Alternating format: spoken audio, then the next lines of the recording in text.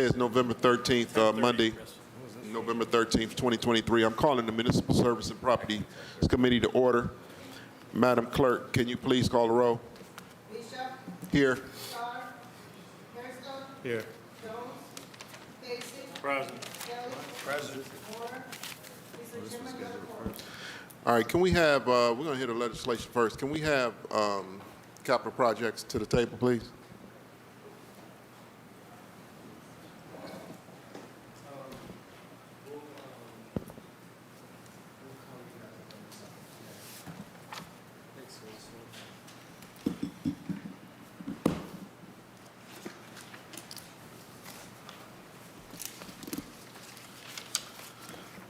All right, we're going to start it off. This is no particular order. Ordinance number 1255, 2023 by council members Bishop and Harris by departmental request. An emergency ordinance authorizing the Director of Public Works to execute a deed of easement granting to West Creek Conservancy or the entity identified to accept conservation easements for certain easement rights and property located at the Cleveland Enterprise Park in the village of Highland Hills and declaring that that the easement rights granted are not needed for public use and authorizing the city to enter into one or more agreements with the West Creek Conservancy or the entity identified to accept conservation easements to administer the conservation easement. All right, Director, can you give us the lowdown about what this piece of legislation is for and what it will accomplish? Yes, thank you, Mr. Chairman. So we've, over the years, worked with West Creek Conservancy several times on conservation easements to protect our streams and to help with, you know, the flooding and backups that happen in people's homes. And so this is the latest project that they're receiving funds to execute. And with me to my left is Commissioner DeGennaro, and she's going to speak to the details on this particular ordinance. Thank you, Mr. Chairman. Good morning, members of the committee. The West Creek Conservancy was awarded 319 restoration funds from the Ohio EPA. 319 refers to a section of the Clean Water Act, and the funds would allow West Creek to restore Mill Creek in a section of Cleveland Enterprise Park. It's the section that is between Mill Creek Boulevard and Northfield, yes. They, a couple years ago, they restored a section of the stream that was between Mill Creek and Harvard. So this is sort of a phase two. It's an 8.2 acre parcel that will be restored. It's been experiencing erosion of the bed and the banks, the stream that is, which is causing the stream to become disconnected from its floodplain, resulting in vertical or undercut banks. The grant will enable remediation of these issues. The restoration will also help to ensure that adjacent development parcels will not be eroded by the stream. The EPA requires, the Ohio EPA requires that the city grant West Creek a conservation easement over the area to be restored to restrict development of the land and for West Creek's ongoing maintenance activities. The conservation easement will be donated to West Creek because of the resulting public benefit of the project at no cost to the city. Thank you. Okay, so so you're going to get a grant? Well, West Creek Conservancy is West Creek going to will get a grant. Only yes. thing they want is the easement? Correct. Okay. All right. All right, is there any questions from my colleagues?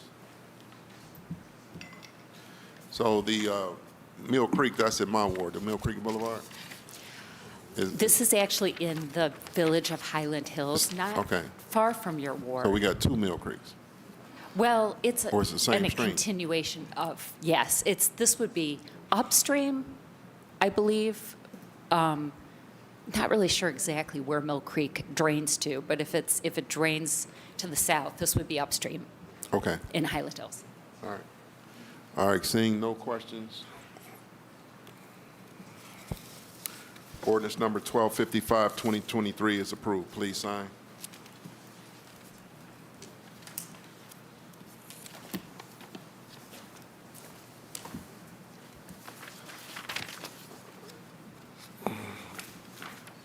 Ordinance number 1088, 2023, by council members McCormick, Bishop, Harrison, and Griffin by departmental request. An emergency ordinance giving consent of the City of Cleveland to the Director of Transportation of the State of Ohio to demolish and remove the Eagle Avenue lift bridge over the Cuyahoga River in the City of Cleveland, authorizing agreements and causing payments to the state for the city share of the improvement. Okay, Director, this is a really big deal in this area, in the flats.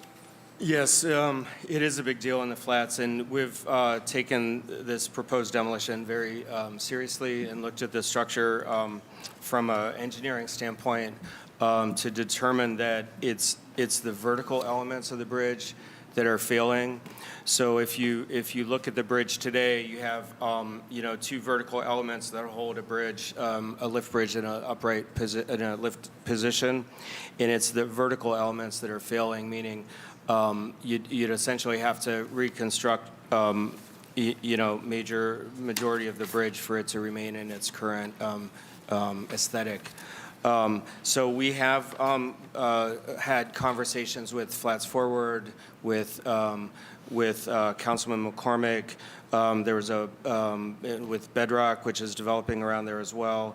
We've had internal conversations. We've also had, through an ODOT process, an opportunity for public comments on the demolition, and there's been some articles in the Plain Dealer as well, Cleveland.com. Recently, we took it through Planning Commission. They asked us to come back for a second presentation. They did not approve it the first time, and Rick Swatowski and his team provided the evidence, if you will, that the bridge does need to come down, although we do appreciate the aesthetics of it and the industrial heritage that it had for our city. So we are working on a plan to keep certain elements of the bridge that can be used for an interpretive park, if you will, on either side of the bridge. And so and that would be built into the cost of this project. The cost is just over $3.2 million. We received a ODOT Municipal Bridge grant in the amount of just over $2.5 million last year. And again, it's a competitive process, so ODOT also agreed with us that the bridge needed to be demolished. So the city's portion is just over $750,000 of road and bridge bonds, and we're happy to answer any questions that council might have, but we've definitely taken this very seriously, and we've had many outreaches on the proposed demolition. Okay. Now, have you discussed this with Councilman McCormick? Yes, discussed with him several times, including when we were starting our analysis. So he's been involved throughout the process. Okay. And also, Director, you're going to go out to bid, it says in here, in December 2023? For the design? I'll let Rick speak to that, but we are gearing up for the bid. To the chair, the design is ongoing at this point. The bid advertises and bid in May 2024. It'll be an ODOT administered project. So it'll go to construction sometime in the summer. Okay, so you don't really need much of a design to tear a bridge down, correct? You don't really need much of that. To the chair, it's less designed than to build a new lift bridge, Yeah, but there is a considerable amount of work that has to go into it. Coordination with the U.S. Coast Guard, the maritime traffic that's in the channel, as this bridge poses a threat to that because it has been up there parked for over 20 years. Okay. So part of the design is really to figure out which pieces, in what order how you're demolishing the bridge so that you keep the channel safe. All right. All right. Is there any questions from my colleagues on 1088? No questions on 1088? All right. I have a couple quick questions. Councilwoman Marr? Thanks. I know you mentioned you spoke with Councilman McCormack. He's in support of this. Yes. Okay. Yes, he is. I apologize because I walked in a minute or two late, and so I missed which of our bridges this is. So just for the Oh, yeah. public, can you clarify? Yes, through the chairman and the councilman. So this is the Eagle Avenue Bridge, which is the one that's been in the up position for about 20 years. Yeah. It's on the one bank of the Cuyahoga River. It's the Scranton Flats section of the Towpath Trail. The other side is near where the Brewdog Outpost is located, and near the Bedrock Future Project site. Right. Yes. So this is not a bridge that commuters use to get from the Scranton Peninsula over to the east side. So this is not the Blue Bridge or the Red Swing Bridge. To be clear. Through the chairman and the council, and correct. This is a bridge that has been out of commission, if you will, for about 20 years. It definitely looks great, and it's been in that up position for quite some time. So we like to see it, but it's in a condition that it needs to be removed. Okay, great. Thank you for helping me understand it. Appreciate it. All right, any other questions on 1088? Seeing no further questions on ordinance number 1088 is approved, please sign it.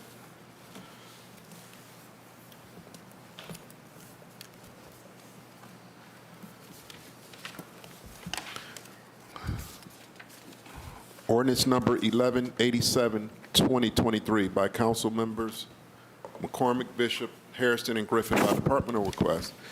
An emergency ordinance authorizing the Director of Capital Projects to apply for and accept a grant from the United States Department of Transportation for reconnecting Cleveland I-90 program, and authorizing the director to employ one or more professional consultants to implement the grant. Okay, Director. Mr. Chairman, so I'll speak to this ordinance, but I wanted to introduce a new staff member to my left. This is Katie Moore. Katie Moore. I'm sorry. Had a little problem there, but Katie Moore, she's been with us since the summertime. She's our special projects manager here at the city. She handles a lot of our transportation, transformative transportation projects, but also bridging the gap with architecture and site development as well. Okay, welcome, Katie. Welcome to the table. Sorry about that, Katie. So this is a grant. We're seeking authorization for apply, accept, and expend authority for a grant that came out of the federal Bipartisan Infrastructure Act, and it's called the Reconnecting Communities Grant. We applied for it last year, and it's a planning grant. We applied for it last year. We did not receive it, but we got really good feedback from the federal government, and they did suggest that we reapply this year. But we listened to their comments in the debrief, and we've retooled this application so that we think it'll be even more competitive. But it's this is through the new name of it is Reconnecting Communities Pilot Program, and it's to address connectivity barriers in our location that's posed by Interstate 90 through downtown Cleveland to the shore of Lake Erie. So we basically looked at a location in our city that has been impacted by the freeway system to see how we can, this planning grant would be to see how we can better connect the neighborhoods on either side of the trench. And it would look at, it would analyze multimodal traffic patterns, land use adjacent to I-90, and recommending interventions to mitigate the impact of I-90 on adjacent communities, such as freeway caps that would have the highest impact, and assessing the feasibility of these interventions at several locations. So we as you know, ODOT is rebuilding the Interbelt Trench in a phased manner. As they go through this process, they are rebuilding each of the bridges. The question is, which of those bridges, if we looked at an enhancement, would have the most impact on the neighboring communities, because we can't enhance all of the bridges along that stretch. This primary study area is a little bit different than the last grant that we applied for last year. So this would be from Superior Avenue to Martin Luther King Boulevard Drive. And the idea is to connect ODOT's Interbelt Trench project with the Cheers project that's happening up on the lakefront, and some of the really key investment that's happening both in Gordon Park and with our trail networks with the Superior Midway, and also the proposed lakefront East 9th and East 55th bike trail. So with that, I guess I'll just say that if we receive the grant, which we won't know until December, our local match would be $400,000. The grant request was for $1.6 million. And then we would go into the study period. This does cross many different wards, Councilman McCormick, Starr, House, and Hairston. All four were contacted during the application process. Councilman Hairston provided a letter of support, which we're grateful for, and as did Council President Griffin. And so I wouldn't say it's a long shot for us to get it, but these are very competitive grants. So if we do receive the grant, we will have more dialogue with each of the council members, and obviously go through a community engagement process, which would really inform what opportunities there are through that planning process. Okay, so Director, the local match, it says $400,000 pending future bond sales. Touch on that. Yes. So, Mr. Chairman, we don't want to program the 400,000 of bonds in 2024 because we might not get the grant. And typically, even if we do get the grant, it takes quite some time for those funds to be dispersed from the federal government. So if we do get the grant, we would program that 400,000 into 2025 bond sales. Okay. All right, open this up for questions from my colleagues. Is there any questions on ordinance number 1187? Councilman Harrison, this is part of your ward. Are you in support of this? Yes, I am. All right.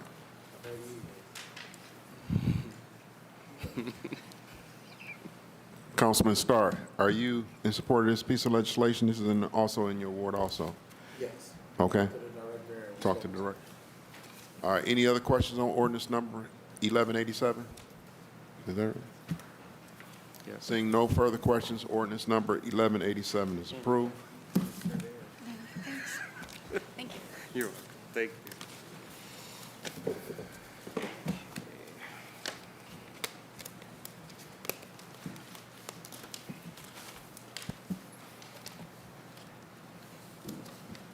Ordinance number 1193, 2023, by council members Jones, Bishop, and Griffin by departmental request. This is also emergency ordinance determining the method of making the public improvement of reconstructing Johnson Parkway from Garfield Heights city limits to Velma Avenue, authorizing the Director of Capital Projects to enter one or more public improvement contracts for making of the improvement, accepting any grants or any gifts or grants, authorizing the Commissioner of Purchase and Supplies to acquire, accept, and record the right-of-way purpose, any real property and easement necessary to make the improvement, and authorizing other agreements. Okay, Director. Mr. Chairman, so this is for the reconstruction of Johnston Parkway, and the limits are from the Garfield Heights city limits north up to Velma Avenue. It's a very heavy industrial area for the city, lots of great businesses on that stretch, and unfortunately, this road didn't qualify for any other type of funding from the state or feds, and so it was difficult for us to come up with the funds for this project, which is, as you see, the cost estimate is $3 million. But we do have that money put together, but as a result of the time it took to do that, the pavement condition rating has dropped to 36 out of 100, which is horrible. And so we are moving forward with this project now. We expect to bid it over the winter time. And we've had many conversations with Councilman Jones about this. His main concern is a question of asphalt versus concrete. So we're getting a price for both when we bid it out, and then we can have further conversations about what's most cost effective and for the city, and also provide the type of pavement that these industrial businesses would need. Only other thing I'd add is it's about let's see, 4,440 feet in length in the city of Cleveland, and I'll let Rick convert that into to miles for you. We did approach the city of Garfield Heights to see if they would participate in this project, meaning we would bid out the work in their city. They would pay us the cost for the work in their city. Unfortunately, they are unable to move forward with the project at this time, so we will only be doing the work within the city of Cleveland limits. Okay. All right, Councilman Jones? Oh, Councilman No, Jones. yeah. Yeah, Councilman Jones not here. All right, is there any questions on ordinance number 1193, my colleague?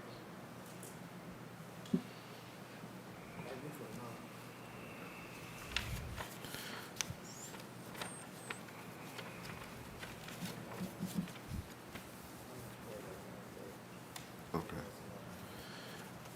All right, is there any other objections to 1193?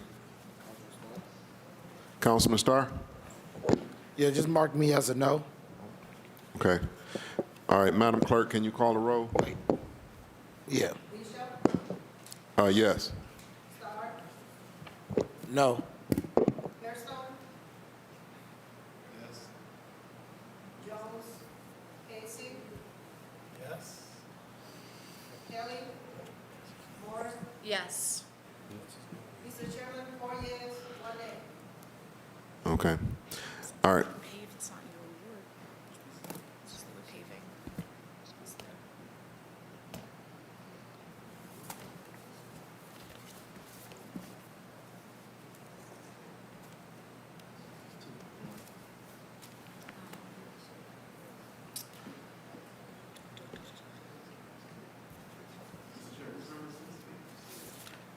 $11.93.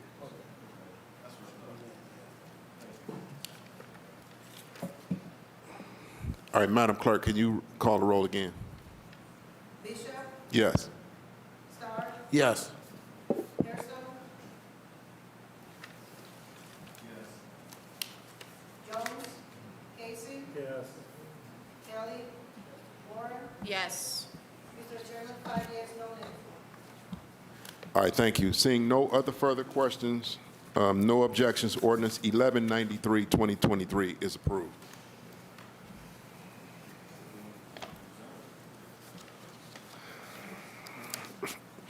Ordinance number 1195, 2023 by Council Members Spencer, Bishop, and Griffin by departmental request.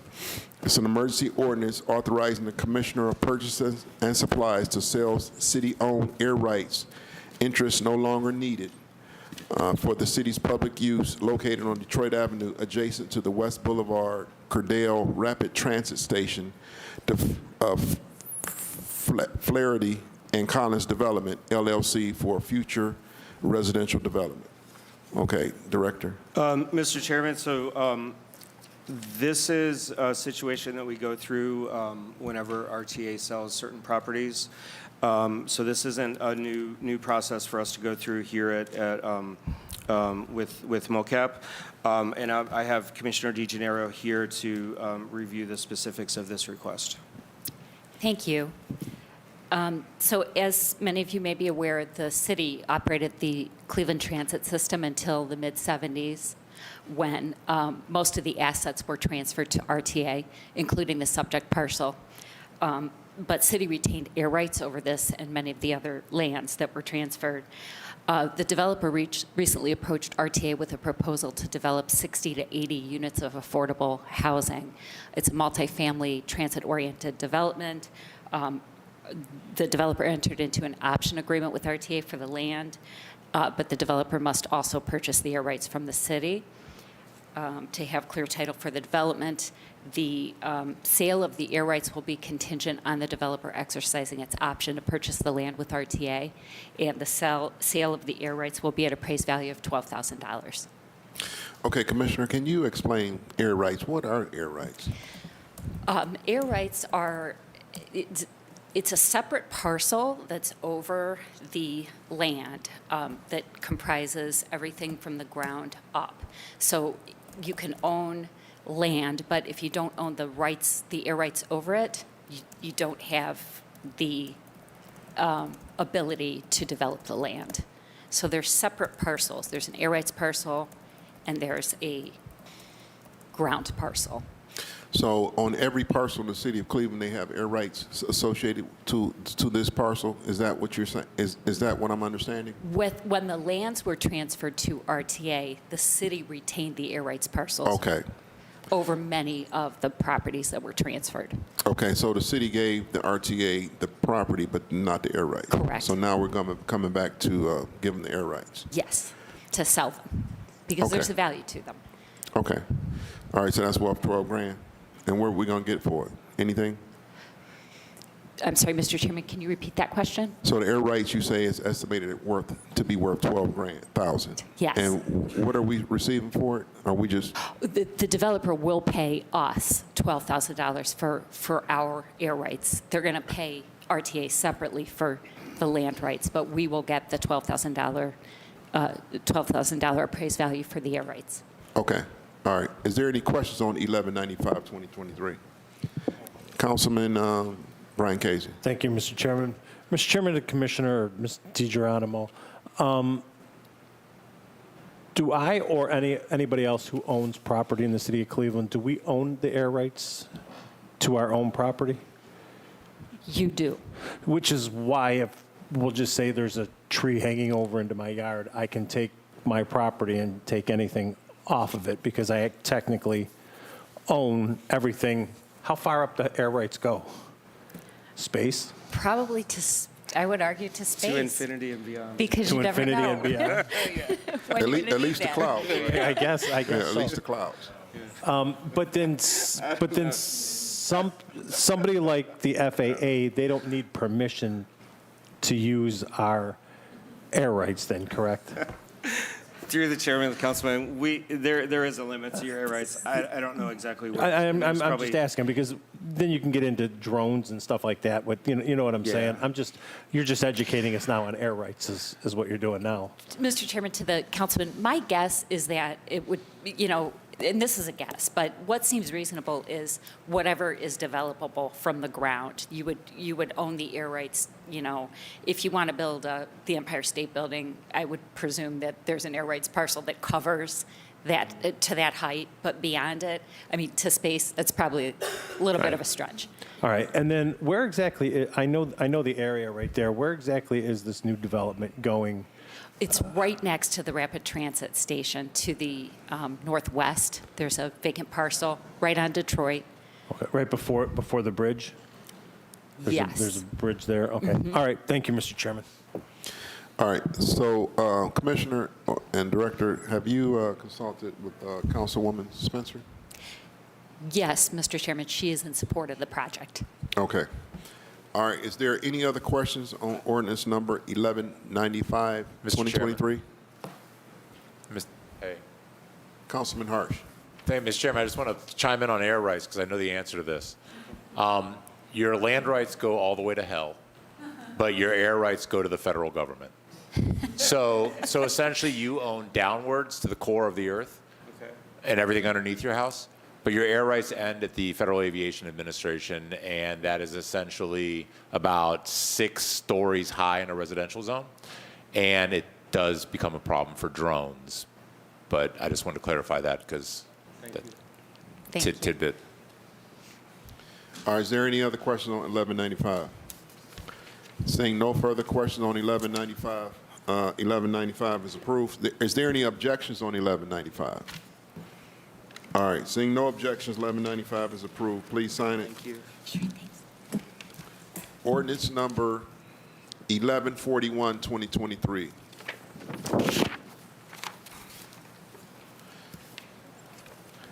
By council members Bishop and Griffin by departmental request.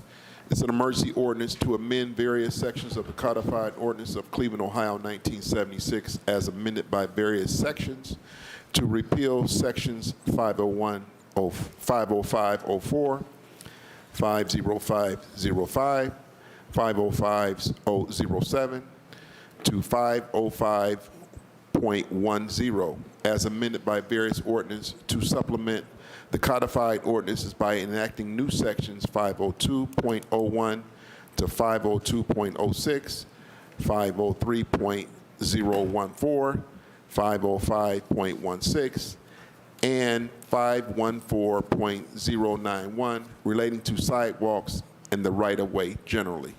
Okay? All right, Director, this is a massive piece of legislation with various parts in it. Could you please break it down to us? What is the purpose of this piece of legislation, and why should we consider passing this? Yes, Mr. Chairman. So before I start, to my left is Assistant Director Keisha Chambers. To her left is Robert Knopf. Robert is the Section Chief of Permits and Sidewalks, which is a section under Manager Sotowski's division. And so Keisha is going to go through this ordinance for us today. And what I want to say is that we've been spending a lot of time with the staff of the Permits and Sidewalks section, specifically Mr. Knopf, to really look at the ordinances that are on the books relating to permits and sidewalks, take out all the old language that just doesn't relate to our current practice, look at what our best practices in other cities, and update legislation or codified ordinances through legislation. And so this is the first of several that will come before you. Our process is that Assistant Director Chambers is working with both Mr. Sotowski and Mr. Knopf on all of these different changes, and then also with our law department. So we've spent a lot of time before this comes to council, and it's being broken up into different tranches. Because although you have 20-some pages there, we wanted to break it down into pieces that could be better digested by City Council. So with that, I'm going to hand it over to Assistant Director Chambers to walk through what is in this particular package before you today.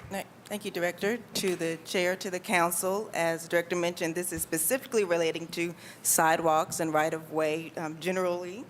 And we wanted to just be very prudent about our permitting and our permitting process and make sure that it's very clear to our constituents when they are seeking permits from us. So as we reviewed this, as was mentioned, we looked at best practices, but we also tried to look at it from the lens of our constituents to make sure that it's clear and understandable and that they know and understand the process. So one clear thing is there are some overlapping changes that are consistent throughout these permits. One is now permanent inspection fees are now created by the Board of Control. So that is, the Board of Control. So that is something that you will see throughout. Also reference to the Director of Capital Projects. These were dated, so often it was referring to the Director of Public Works. So that is also changed throughout. Or Public Service. Or Public Services. Wanted to also assign designees from the director, so if he was not able to comment or address on a permit, there was another person that could follow up and be that point of contact. And then general gender references, so make sure that we captured he and she throughout the permit ordinances. So a quick overview of what we have here, and if there are any detailed questions, I will let Rob address those detailed questions. But the first, for codified ordinance number 411, this is a street obstruction permit. This is enforcing any person or entity to obtain a permit opening permit to perform work or create an obstruction within the right-of-way. Currently, the ordinance only states an obstruction permit which you cannot receive without a street opening permit. Permit and inspection fees are now created per Board of Control, removing exemptions to obstruction permits. And can I say that I'll read through these, and then if you have any questions, we can go through them after. Is that fine? Sure. The next one, codified ordinance number 439, permits for overweight and/or oversized vehicles, objects, and structures. We are placing the route review on the applicant, so they must provide us the exact route that they will take when they are driving these overweight and oversized vehicles through the city. Codified ordinance number 503, street opening permits, right-of-way registration cost, creating a right-of-way contractor registration to allow only registered contractors to work within the right-of-way, and to have the ability to authorize the city to remove a contractor who is violating the ordinance. This will also allow city to perform work neglected by the right-of-way contractor and charge contractor for that work. Also authorizes the city to perform a stop work order and revoke or suspend street opening permits. Codified ordinance number 505, sidewalk construction. Define the sidewalk area and tree line area, adopted PROAG, which is the Professional Right-of-Way Access Guidelines, as our right-of-way guidelines and standards. Allowed material other than concrete or stone, flagging within the right-of-way. It removes curb cut to vacant properties. Allows property owner, or requires property owner to bring sidewalk curbs and apron to compliance if new construction performed. Requires street opening permit for all sidewalk work and includes sidewalk maintenance criteria. Okay, Director, Assistant Director, I'm sorry, Chambers. The piece of, what you're reading from, do we have it? Did you? Apologies, I did summarize, but you do have that. So do what have I'm it? reading is more of a summary. So I don't see this on our tablets. Do we have that on our tablets, Clerk? The summary for 1141. You never received a summary for 1141? Okay, we didn't get the summary for 1141. Okay. So that's basically the summary, Yeah, right? this is basically the summary, yes. Okay, we didn't get Need to that. receive this, okay. We can Okay. get this right to you. So what I'm going to do is, Director, Yes. go ahead. Should I You're going to give us a summary? Yeah. Should I give a copy to make? Yeah, you can give her a copy. So what we're going to do is we're going to hold 1141 until we can kind of, because it's a lot of stuff to digest. We didn't, and I want to go over this with, I want to have a meeting and go over this with First, okay, with you if I could. sure. And I want to invite Star. Okay. So we're going to hold 1141. Okay. Okay. All right. Mr. Chairman, if I could ask, would this be easier to digest with the PowerPoint, or would you prefer verbal? Both? Yeah. Okay.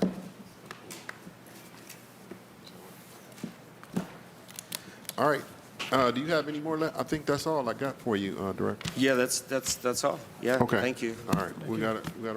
All right. Thank you. Appreciate it. Thank you very much. And Assistant Director Chambers, we'll be waiting for invitation. Okay, to meet with you. Okay. No problem.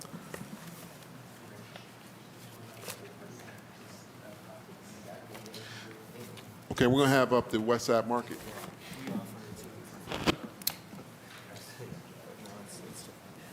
It's just south of where we just discussed it, so no one's surprised.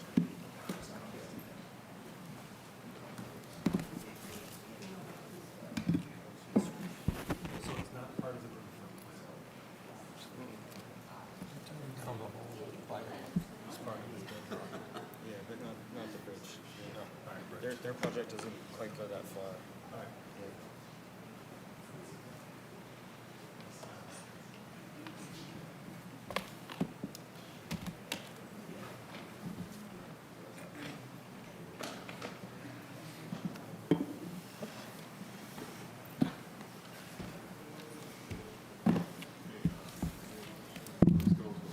Thank you.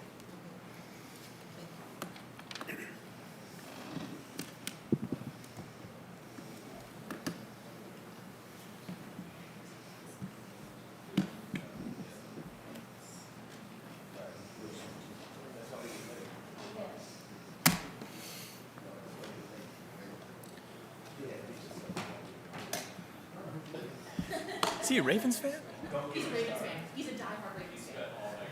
He's a diehard Ravens fan. Yeah, absolutely. How's that possible? Wow.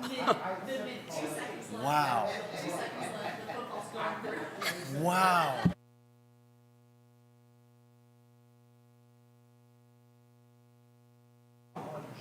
I mean, you deserve it.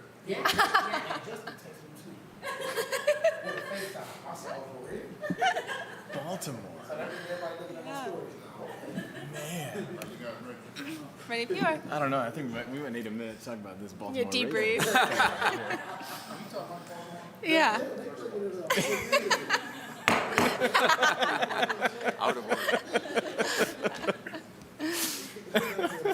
Are y'all ready to get? Yep. Yeah. Good morning. My name is Jessica Trevisano. I'm the mayor's senior strategist focused on West Side Market. I'm joined by our fantastic CFO, and by Dave Abbott, who is the president of Cleveland Public Market Corporation, the nonprofit that we're proposing will lease and manage West Side Market. This piece of legislation before you, 1093-2023, does a couple key things. One is it permits the city to enter a lease and management agreement with the nonprofit Cleveland Public Market Corporation. It authorizes the city to provide $200,000 to Cleveland Public Market Corporation this year for operating support for the market. Any future support for the market will need to be approved annually by City Council through the regular budgeting process. It provides legal authority for the city and CPMC to access tax credits, and it adjusts existing legislation to allow CPMC to exercise control over West Side Market. So switching to nonprofit operation has a couple really big benefits that I want to go over. I know we've been talking about this for 2 years now, but I'd be remiss if I didn't really, highlight these two things.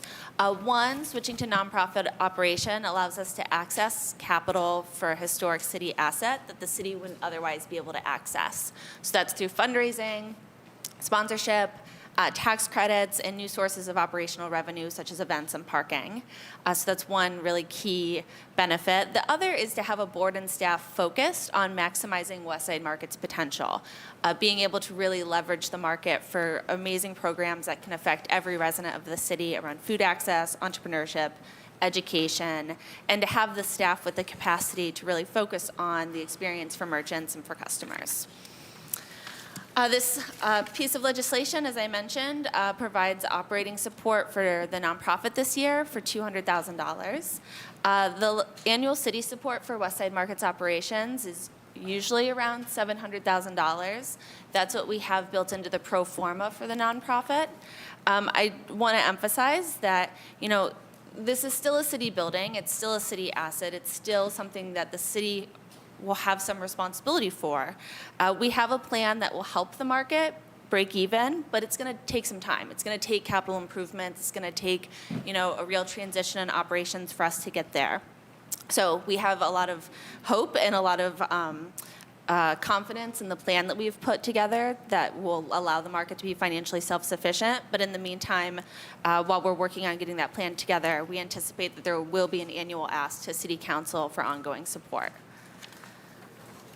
The city also is not getting out of the business of making sure that the market is being operated in a manner that supports the community. So the lease and management agreement will build in some community benefit objectives, things like making sure that we're increasing the diversity of tenants in the market, making sure that the market has a positive impact on food access for all of Cleveland's residents, integrating workforce development programs into its operations, and then some of the things on the financial and operational metrics, making sure that market vendors are involved in governance and decision-making at the market, making sure that the nonprofit's pursuing grants and gifts to increase operating revenue, and really just making sure that they are operating the market in a way that benefits the city and does put it on a track to success. I won't go through all of these, but this is just an example of the metrics and sort of all of the measurable things that we've already been thinking about for CPMC to report on a regular basis. As I mentioned earlier, one of the really big benefits of changing operating models is that it opens doors to funding that is closed to city governments. One of those is tax credits. So we anticipate that there's somewhere between $10 and $13 million available in tax credits to benefit West Side Market. That's money for capital improvements that will go towards a city-owned asset that we won't have to pay for. But tax credit projects are really regulated, they're complex, and they require a lot of professional assistance to put together. So it's important to have sort of approval and authorization now before we get into that entire complicated process.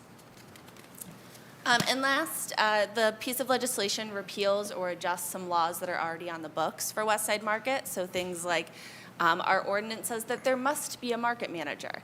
If we have a nonprofit operating the market, the city doesn't also need to have a market manager. So just making those tweaks throughout to make sure that the nonprofit has the authority it needs to operate the market. The sections, there's a couple different sections in the ordinance.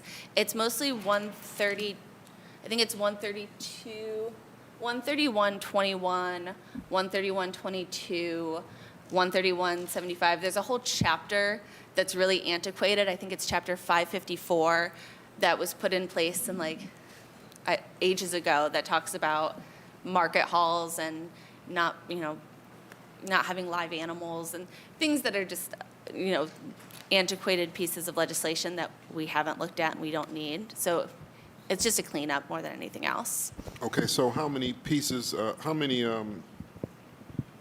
section, we have to, so what section is this, Ms. Trevisano? Is it section 8?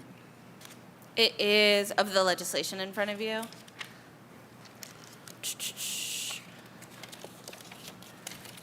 The legislation, Section 7 of the legislation includes all of the red lines and changes. So for example, 13121 basically says, if the market is leased to a third-party manager, then that operator should assess and collect rent. If not, then we'll use what the city's process has been for assessing rent, for example. But all of the red lines are included in the piece of legislation.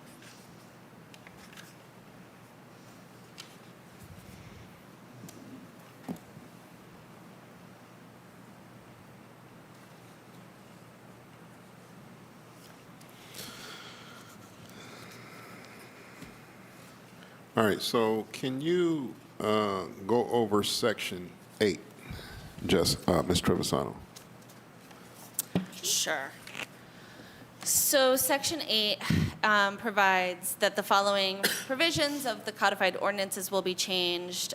Section 13121, Section 13122, those are kind of referred to earlier in this legislation. As I mentioned, 13121 is this complicated fee formula that is how the city has been assessing rent to the market vendors.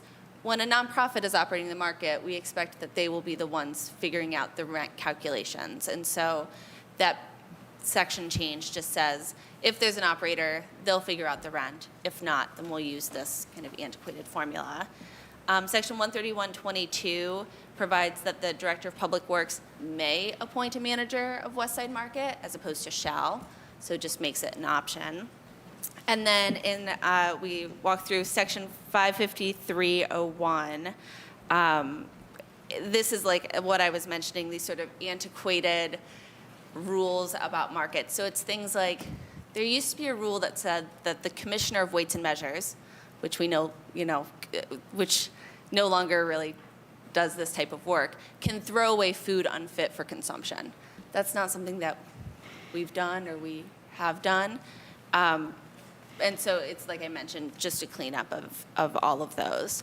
Clearing the market upon closing, making sure that there's uniform stall signs.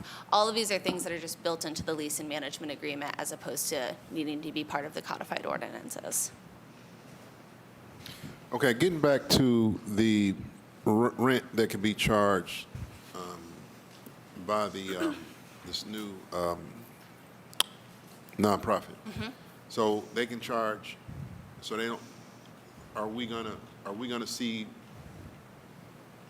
anything that gives us an indication about how they will calculate rent at the West Side Market, or is just we're going to leave it totally up to their discretion? So there is an annual report that they need to make to the city that has their sort of operating budget and their annual anticipated expenses and revenues, and that will include their annual rent and how they will be kind of calculating rent.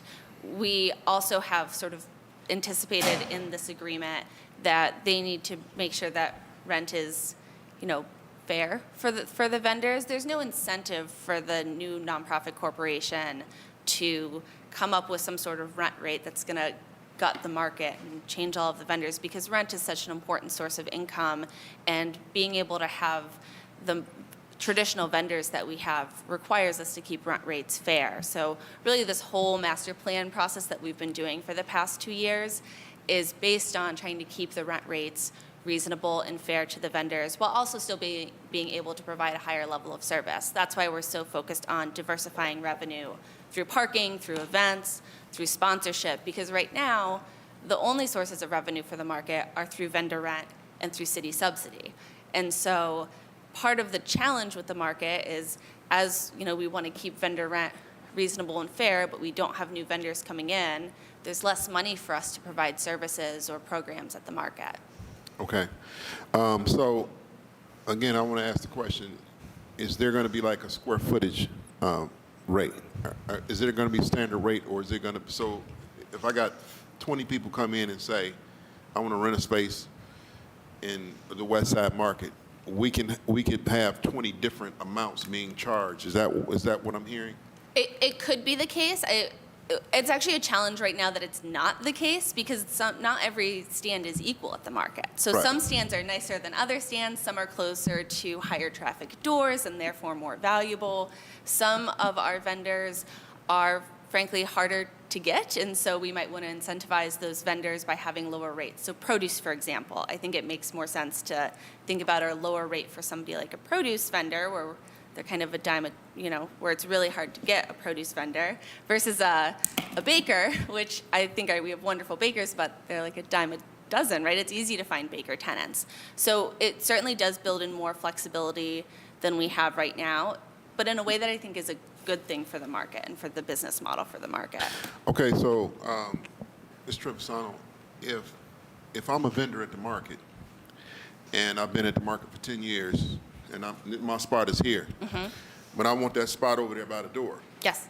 how are you going to determine who should get the spot at the door? Is it going to be so are you going to say, okay, this spot is X amount of dollars per square foot, this spot is X amount of dollars per square foot? Are you gonna have some kind of formula where folks can look at this and say, okay, I want to be right here, and this is what I'm willing to pay? Or is it just going to be, it's just going to be some kind of, I don't want to say hodgepodge, but I just said it. Is it going to be some type of hodgepodge method for the charge rent? It will not be a hodgepodge method. I mean, this is getting really into the weeds of how the nonprofit is going to operate, but I'm willing to do that. So we have, our kind of existing vendors who have had these spots forever, have these sort of traditional rents that are all, baked in.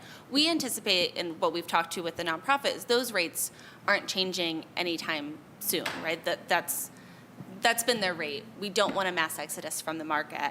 For future vendors coming in, and really as this nonprofit puts their arms around the market and figures out how to operate it, there's a couple things that we've built in.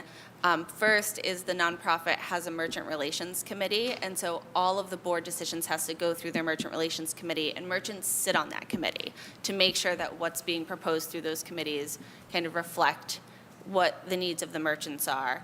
So it would go through the merchants, then it would go through the board of the nonprofit, and that's who would ultimately set the rents.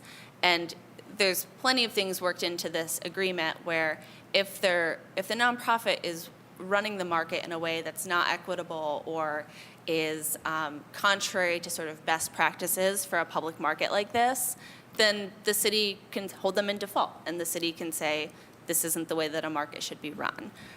So it won't be a hodgepodge. The goal is for it to be transparent and reasonable, frankly, more transparent and more reasonable than the way that the city's been operating the market, and to make it make sense for the economics of the market so that, it's right now not really fair that somebody's paying the same rate for a crappy stall as somebody who's paying for a really nice stall. And that's what we have right now. Okay.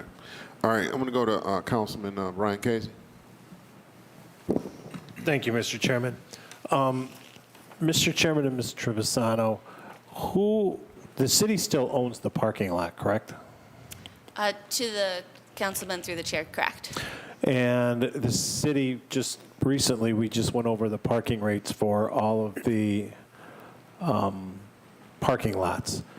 And in this section 131.7A4, does this give the West Side Market, does this give the nonprofit the ability to set different rates for the market parking lot and the Hicks lot, aside from what has already been set by the city? To the councilman through the chair, it does. And then, Mr. Chairman, to Ms. Trevisano, why? To the councilman through the chair, for a bit of a similar reason as what I stated with the rent rates. We are this is a lease and a management agreement to the nonprofit, and the parking is a really important piece of revenue for the nonprofit. I don't think that they're going to be inconsistent with the rate set. I mean, what's been built into the pro forma is 60 minutes free and $1.50 an hour after that. That's less than what was passed by City Council, and that's what we anticipate the nonprofit is going to be charging for parking. But there's little things like charging for game day, right? People right now park at the West Side Market lot, fill up the lot, and then walk across the bridge or take the RTA to a Guardians game.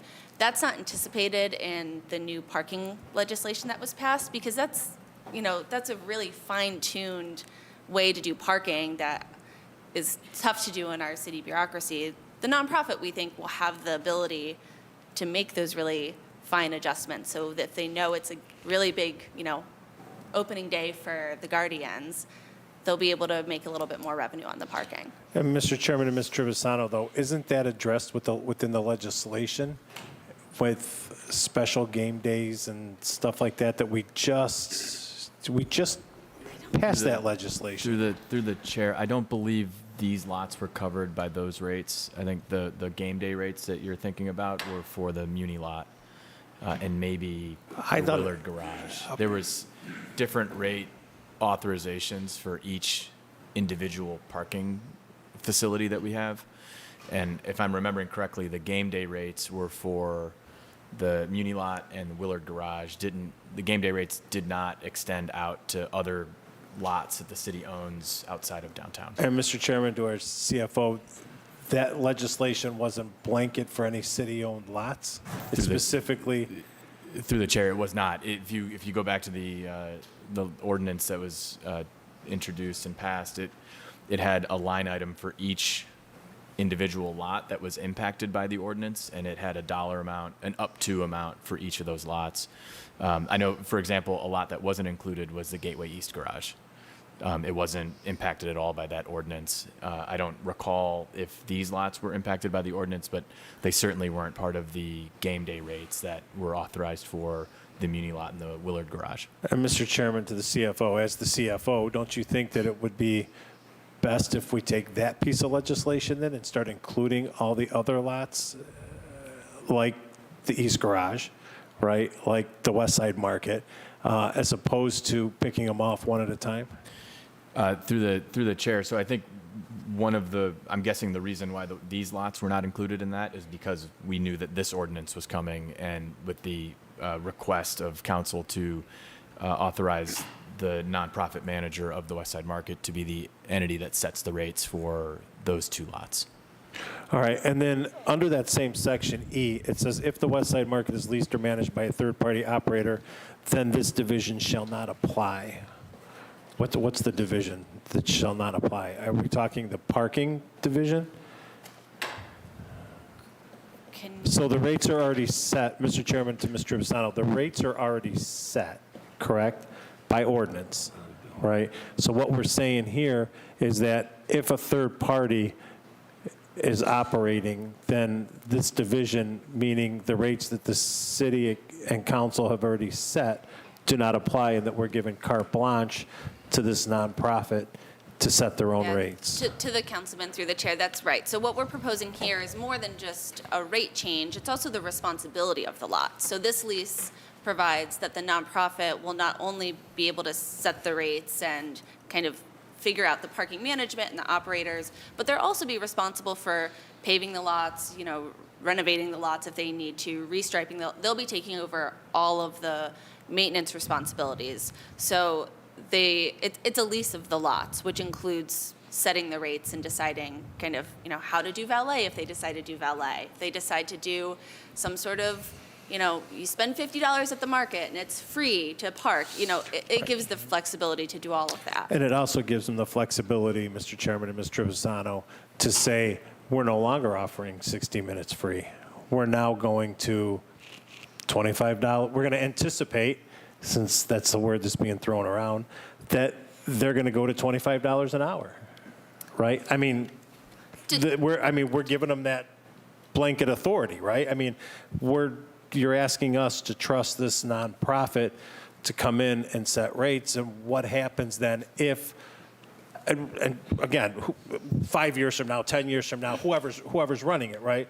You've got some rogue people down there with, some rogue vendors or whatever, and say, yeah, you know what? We see this as a really big profit-making thing. We're going to start charging $10 an hour to go shop at the West Side Market. I mean, that's basically what we're doing by not setting the rates, correct? Well, to the councilman through the chair, I think what we're doing is providing the flexibility to the market manager.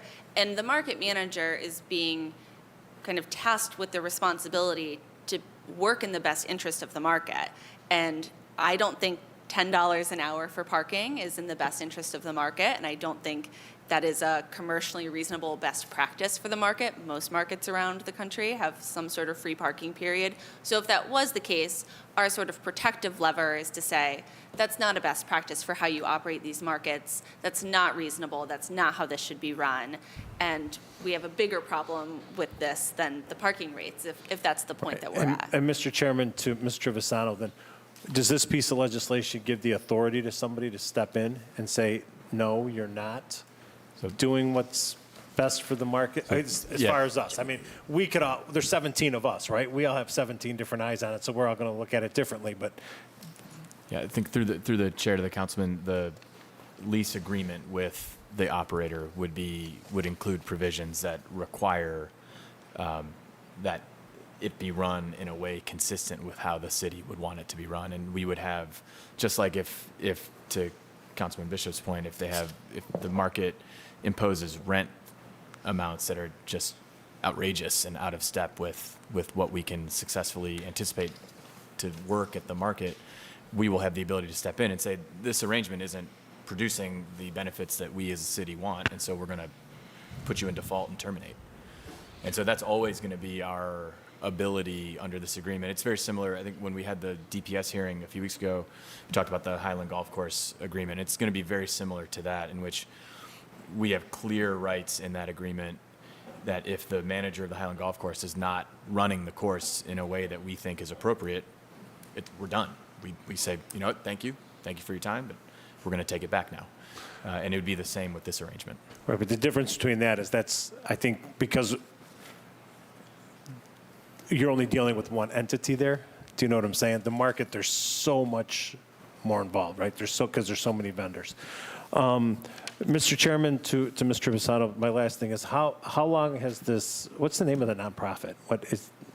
Yeah, to the councilman through the chair, it's called Cleveland Public Market Corporation, All right. and it was it became a nonprofit or originally incorporated in February of this year. It received its 501c3 designation in April of this year. A lot of the members on the board of the nonprofit started on our advisory committee, which kind of started forming in March of 2022. So many of the board members have been involved with the market through the advisory committee since 2022. A lot of them, though, have been involved with the market since way before then. One example is one of the board members is Amanda Dempsey, who is the market manager for West Side Market. And Has this Cleveland Public Market Corporation raised any money for the market yet then, as of now? as of now, the nonprofit. I've got one shaking their head yes, one shaking their head no. It depends on the. Any philanthropic money come through for the market yet? Has it raised any money? To the councilman through the chair, the entire master plan process, sort of some of the startup capital was all raised philanthropically. It's raised about $600,000 to date through various different philanthropic grants for operations. I think Dave is shaking his head. It hasn't raised any money for like capital because it doesn't have authority over the market, and so can't go out and raise big dollars for. Why, Mr. Chairman, to Mr. Visano, what do you mean it doesn't have authority over the market? I thought we gave. That's to the councilman through the chair. That's what this is. The nonprofit doesn't have a lease or a management agreement over the market yet. That's this piece of legislation. So until it has the sort of formal authority to lease and manage the market, it would not make sense for it to go ask for a bunch of capital dollars for a building that it doesn't have. Mr. Chairman, do you know what the piece of legislation was that wasn't it January or was it almost a? It was About a year ago? To the councilman through the chair, I have a copy with me. That piece of legislation, it was probably March of '22, did a couple things. One, it allowed Ohio City Inc. to be the fiscal sponsor for West Side Market, which has been really helpful because that's sort of how the nonprofit has been able to raise dollars to help operate the market. And it also sort of said council is not opposed to this process, but there was no nonprofit in March of 2022 to give the authority to. The nonprofit has only been here since 2023. All right. That's okay. It's all right. It's all right. I believe you. But I remember when you guys were all at the table before, right, when we were discussing this whole. So we were at the table earlier this year to the councilman through the chair for American Rescue Plan dollars. And those are dollars controlled by the city of Cleveland for capital improvements to the market. No, I remember that. Yeah. But I thought, okay, maybe I'm wrong. I'll admit if I'm wrong, that we already gave permission for a third party to go in and run the market. You have not. Okay, all right. That's fine. That's all my questions, Mr. Chairman. Thank you. All right, thank you, Councilman Casey. Ms. Trevisano, on page 7 of the piece of legislation in D, I'm not exactly sure which section it is. It's right after the parking section. It's right after all of the parking on page 6. Okay? In D, it says fees collected from the Willard Park Garage, Canal Basin, West Side parking lot, and North Coast parking lot shall be credited to the Division of Parking Facilities Enterprise Funds for general operations. So the money from the West Side, from the parking lot at the West Side Market will go back to the enterprise fund? It will go back to the nonprofit operating the market, which will go to support the market. So that's not what this is saying, correct?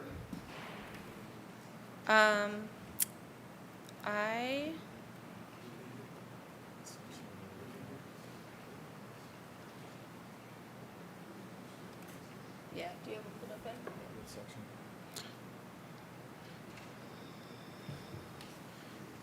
It's on page 7, and I'm not exactly sure you have a page number. After page 6, section 13178, on D. Oh. From the Willard Garage. It does include West Side Market parking lot. You're right. I think that's an error. I think that should be changed so that the funding can go. That's a holdover from what it was previously. So it's from what that says, it's going to go back to the enterprise fund. So it's not going to the nonprofit. Right, but the intention was. To the chairman, the next section E says, after expenses are paid for both the West Side Market parking lot and the Hicks lot, net fees collected from Hicks lot shall be credited to the Division of Parking Facilities Enterprise Fund for capital expenses at the West Side Market parking lot, Market House, and Arcade. Can you go back up? I think it should include the West Side Market parking lot and the Hicks lot. You're right. In section E, the second sentence should include net fees collected from the West Side Market parking lot and the Hicks lot.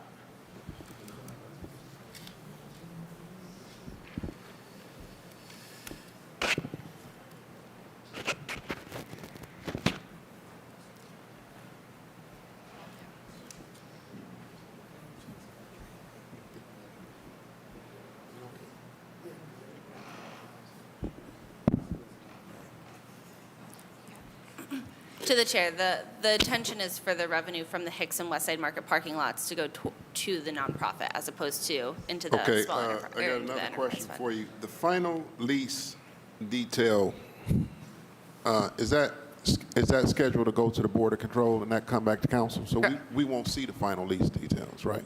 The intention is for the final lease to be approved by the Board of Control, correct? So we won't see the final, is what I'm asking you again. We will not see the final lease details, right? The next approval phase will be to the Board of Control. I am more than happy to bring intermediate, the draft to council members to take a look at if you're interested. But in order for us to kind of effectively negotiate this lease, the next step, this is the authorizing legislation, and then the next step would be to Board of Control. But if there are specific terms that you're interested in knowing about, I will happily keep you in the loop. Okay. All right. So we can stick a pin in that. So can we talk about the subsidies that we provide to the West Side Market and how, going forward, how will you envision the subsidies through to the chief? How do you envision the subsidies actually will go going in the future? So through the chairman to the council, I think the expectation is that as the market continues to go through the capital improvement repair process to enable it to operate in a profitable manner, the city will continue, as it has been over the last many, many years, providing general fund subsidy to balance out the operations financially of the market. And then as those planned capital improvements and repairs are implemented, that subsidy should decline over time and ultimately be zero is the goal. And frankly, if we don't achieve that goal, we will not have succeeded in this effort. Okay, so the dollar amount is kind of still pretty much the administration is going to come and ask for that separately annually. It's going to vary. To the chairman, that's correct. It'll be based on it'll be based on the revenue of the market plus any unencumbered cash that remains in that enterprise fund, and then what we anticipate we'll need for the coming year will be requested in the annual operating budget that's submitted to council on February 1st in the mayor's estimate. Okay. All right. Is there any other questions on?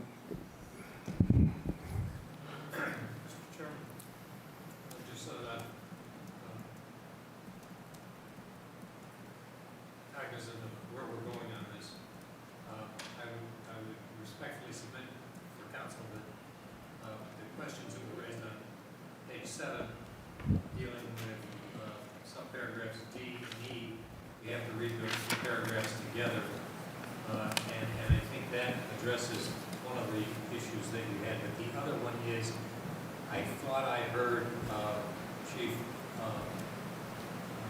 Ahmed here indicate that subparagraph D might need to be amended to add and Hicks lot after parking lot. Is my understanding correct or not? Through the chairman, no, it's the reverse. So the subparagraph E references the Hicks lot. It does not reference in the relevant clause the West Side Market parking lot. So I would think the amendment should be net fees collected from insert West Side Market parking lot and the Hicks lot, and then continue with the remainder of the sentence. So thank you, sorry. So after, in E, after net fees collected from, it should say, from the West Side Market parking lot and the Hicks lot, instead of just the Hicks lot? Correct. And D is fine as it is? I believe so, since the two are to be read together. So, Mr. Chairman, you may want to entertain a motion to amend in that regard. In section E, you're saying in Yes. section E? After what? After net fees collected from, it should say, from West Side Market parking lot and the Hicks lot, because as it is reading, it seems to just be talking about the Hicks lot. Yeah, I think this gives more clarity either way. Okay. All right.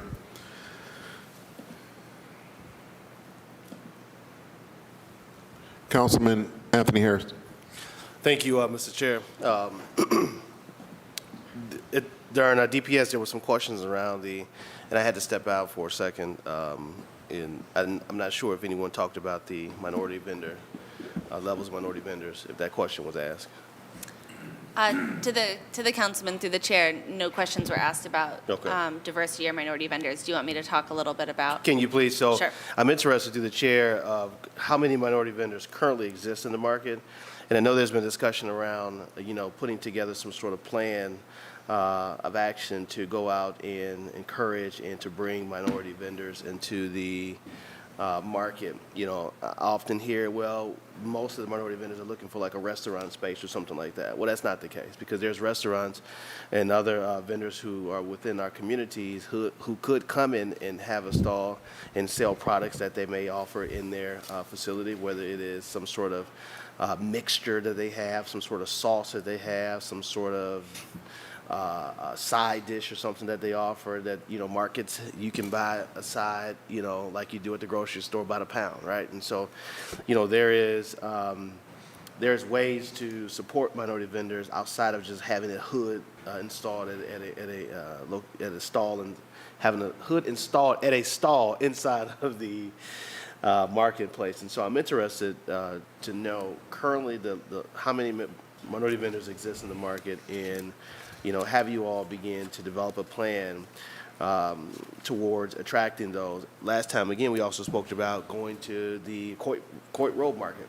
You know, I'm interested, have you all made that connection between the last committee and my committee and to now, and what has been that outcome, Mr. Chair?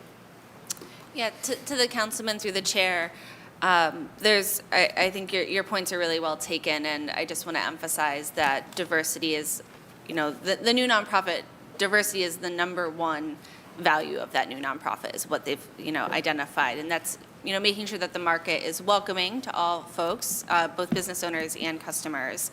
And so the nonprofit board includes quite a few really talented minority business owners and people who sort of work in helping to support minority business owners, including like Randy McShepard and Ramat Wiley, who owns the Dunn Spices in Van Aken District, an incredible minority-owned business. And so we've been working, even since the last committee meeting, to really talk about things that can be implemented to really make sure that we're supporting all vendors, but with a particular eye on minority-owned vendors at Westside Market. That could include things like pop-up markets. Right now, to be a vendor at the market, you have to be there 4 days a week from 8 until 5. And so some businesses, that's not the way that they want to operate, right? Like you're talking about with people who might sell like salsa or some, you know, sides. It's often, we don't have a place for people to kind of test Westside Market. So we're talking about how do we improve capacity for Westside Market so we can have pop-up vendors or, you know, holiday markets or things like that. And then the other is just having more staff who are able to be focused on recruitment. Right now, we don't have staff with capacity to really go out and actively recruit. You know, when they have in the past tried to put out just sort of a call or work with small business development centers, we don't have staff with the capacity to provide technical assistance to really walk people through all of the nuance of what it takes to work in our really antiquated building with a lot of equipment that isn't compatible with the building. And so having this nonprofit with staff, with emergent coordinator, we think is really going to help improve our ability to bring in new merchants to the market. Sure. Thank you, Ms. Trevisano, through the chair. And how many did you say that we currently have in the market? To the councilman, through the chair, I don't have a good count. We don't take demographic information from our tenants right now. So I don't want to make assumptions about people's race or diversity without having asked them. So I don't have a good count. Okay. That's something that I think we need to know, Mr. Chair. I mean, maybe we just go over and take a walk through and, you know, and you know, figure out, and we can gauge, I guess, you know, who's there. And I get the assumption, but I mean, we got to have some idea how many black folks, how many Hispanic folks are operating, you know, in the market. Like, I mean, I think that's important, you know, to know. I think through the chair, anecdotally, I would note that if you walk through the produce hall, the proprietors of those stalls are mostly minority vendors. Mm-hmm. Okay. All right. And to the chair, to Ms. Trevisano, have you all made a connection with the Coit Road Farmers Market yet? Yeah, to the councilman through the chair, we visited the Coit Road Farmers Market, haven't made a formal connection with sort of programmatically those partners yet. Like I mentioned, until the nonprofit has authority to manage the market. It doesn't want to get ahead of itself to, put all of these programs together until it knows that it has the authority to do so. Sure. Through the chair, I don't think it's a program. We're talking about just a connection to begin that conversation, right? As you all have visited the Court Rose Market, it's nothing to say, hey, listen, we are moving in a new direction with the market. We want to make sure that we encourage vendors from your facility to participate at our facility. We know you have a number of minority vendors who operate or who sell from here. How do we engage them? I heard that answer last time. I don't think that there's no need to wait for the corporation to be this ordinance to be approved to, for the corporation to lease the property, because council can tell you no, and then what, right? And so some of the work that, could have been done, wasn't done to make those connections. Now we have to go backwards to go back and have conversations that we could have had up front. So again, I don't think that we need to wait for this new West Side Market Corporation to be operating out the facility in order to go out and make the connections to folks who can come into the market, right? Because at the end of the day, if it don't work out, it's on the city of Cleveland, right? So we still have skin in the game regardless. And so we cannot just punt all responsibility to the new entity who's coming in. It is still incumbent upon us as the city of Cleveland, as the owner of the property, as the end user always of this property, in case something goes wrong or someone pulls out, that we make sure that we are having those conversations as well. As you all are working very closely now to establish this, I don't see why there's an issue why some of these things cannot be put in place or begin to be put in place until this corporation is formed. Through the chair. Yep. Thank you, Councilman. Mr. Chairman, may I speak to that? Mr. Chairman, to the councilman, I can't speak for the city, but on behalf of the new nonprofit, when we have the authority, the capacity to pursue this, we are absolutely enthusiastic about making the market a much more diverse place in terms of vendors as well as customers and the experiences and the outreach of the market through food access programs, educational programs, job training programs that we believe are all possible. We're absolutely committed to it, and if we don't do it, then you should exercise your authority to get rid of us. Sure. Thank you for that. No, I appreciate that. And lastly, through the chair, you mentioned about interacting with businesses and getting them there and other folks. Have we worked with the health department, who has a listing of every single legal food operation within the city of Cleveland? Have we? I know they have demographic information, minority-owned, the type of food that folks provide, the class levels and stuff. So have we worked with the health department to gather a listing of food establishments to mail to them, or include some sort of insert in their communications with those institutions, or not institutions, but facilities across the city of Cleveland, to encourage them or let them know, hey, this is an opportunity. If you like information, reach out. Anything? To the councilman through the chair, that's not an avenue we've taken yet. We do work closely with the health department and really rely on the health department because with every new business that comes into the market, it's basically fresh rules for each business, because depending on what you're selling, it changes which rules apply and how they apply and whether you're even allowed to operate at West Side Market. And so it's a really nuanced question, and I think an important one. They have been really good partners for us, but we haven't been doing we haven't done that type of recruitment. I think it's a good idea, though. Sure. And Mr. Chairman, I think that's something that we need to stay up on to ensure that the group, the city, and the Newmark Corporation works with the health department to do that. I mean, that's the quickest way that you can reach someone. To those who are already in the business, right, who are operating within the city of Cleveland, is to reach out to the individuals, even the county health department, if we want to extend our reach deeper into other areas of the of Northeast Ohio, to be able to reach folks, who the county health department work with as well. I think that is a great way to target individuals. And again, I'm sure that well, not sure, but I hope that they track some of those that information about the type of business, ownership of the business, and so forth. So if you really want to focus on minority businesses, they can maybe give you a list of minority business or folks who they believe in minorities operating, facilities across the city of Cleveland. All right. Thank you, Mr. Chair. All right, thank you, Councilman Harrison. So, I got to say that the summary, here in the summary where it says final terms will be set by the Board of Control. So I do think this body needs to weigh in on the final terms of this lease agreement when we reach this lease agreement. So I'm not exactly sure how we can get that accomplished in this piece of legislation, but we do really need to have to be able to weigh in on the final terms of this lease agreement. All right, is there any more questions? Mr. Chair. Councilman Harrison? Sure, thank you. Based on your comment, or your concern rather, and you mentioned how can council make sure we see the final and have input on the final lease agreement, I would suggest maybe amending the ordinance to require administration to come back to council for approval of the lease before executed with the entity.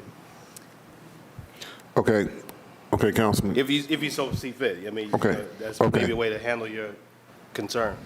If I may, to the chair, a challenge with taking that approach is if we have to wait until the final terms are in front of city council, we're trying to expediently go through this process so that the city staff that's currently at the market can move on to new roles within, other departments. They've been holding on for kind of 2 years now, kind of waiting in the balance. The nonprofit is working on hiring staff, including an executive director, needs to put out RFPs, needs to put out job descriptions. It needs to start being able to fundraise. Until they have authorization from this council to enter into a lease and a management agreement, if what you say today is we're authorizing it, but only until we get to see the final terms, it's not really giving the nonprofit the authority it needs to start putting these pieces together, which means this whole project will sort of stay in limbo. We won't be able to make a lot of progress on getting the transition, by our March due date if council doesn't even get a chance to look at the terms until after holidays, after budget. Then we're looking at Mr. Chair. March. Good, Councilman If Harrison. I can. So they're going to have to wait anyway while they work through the process with administration. It's no different.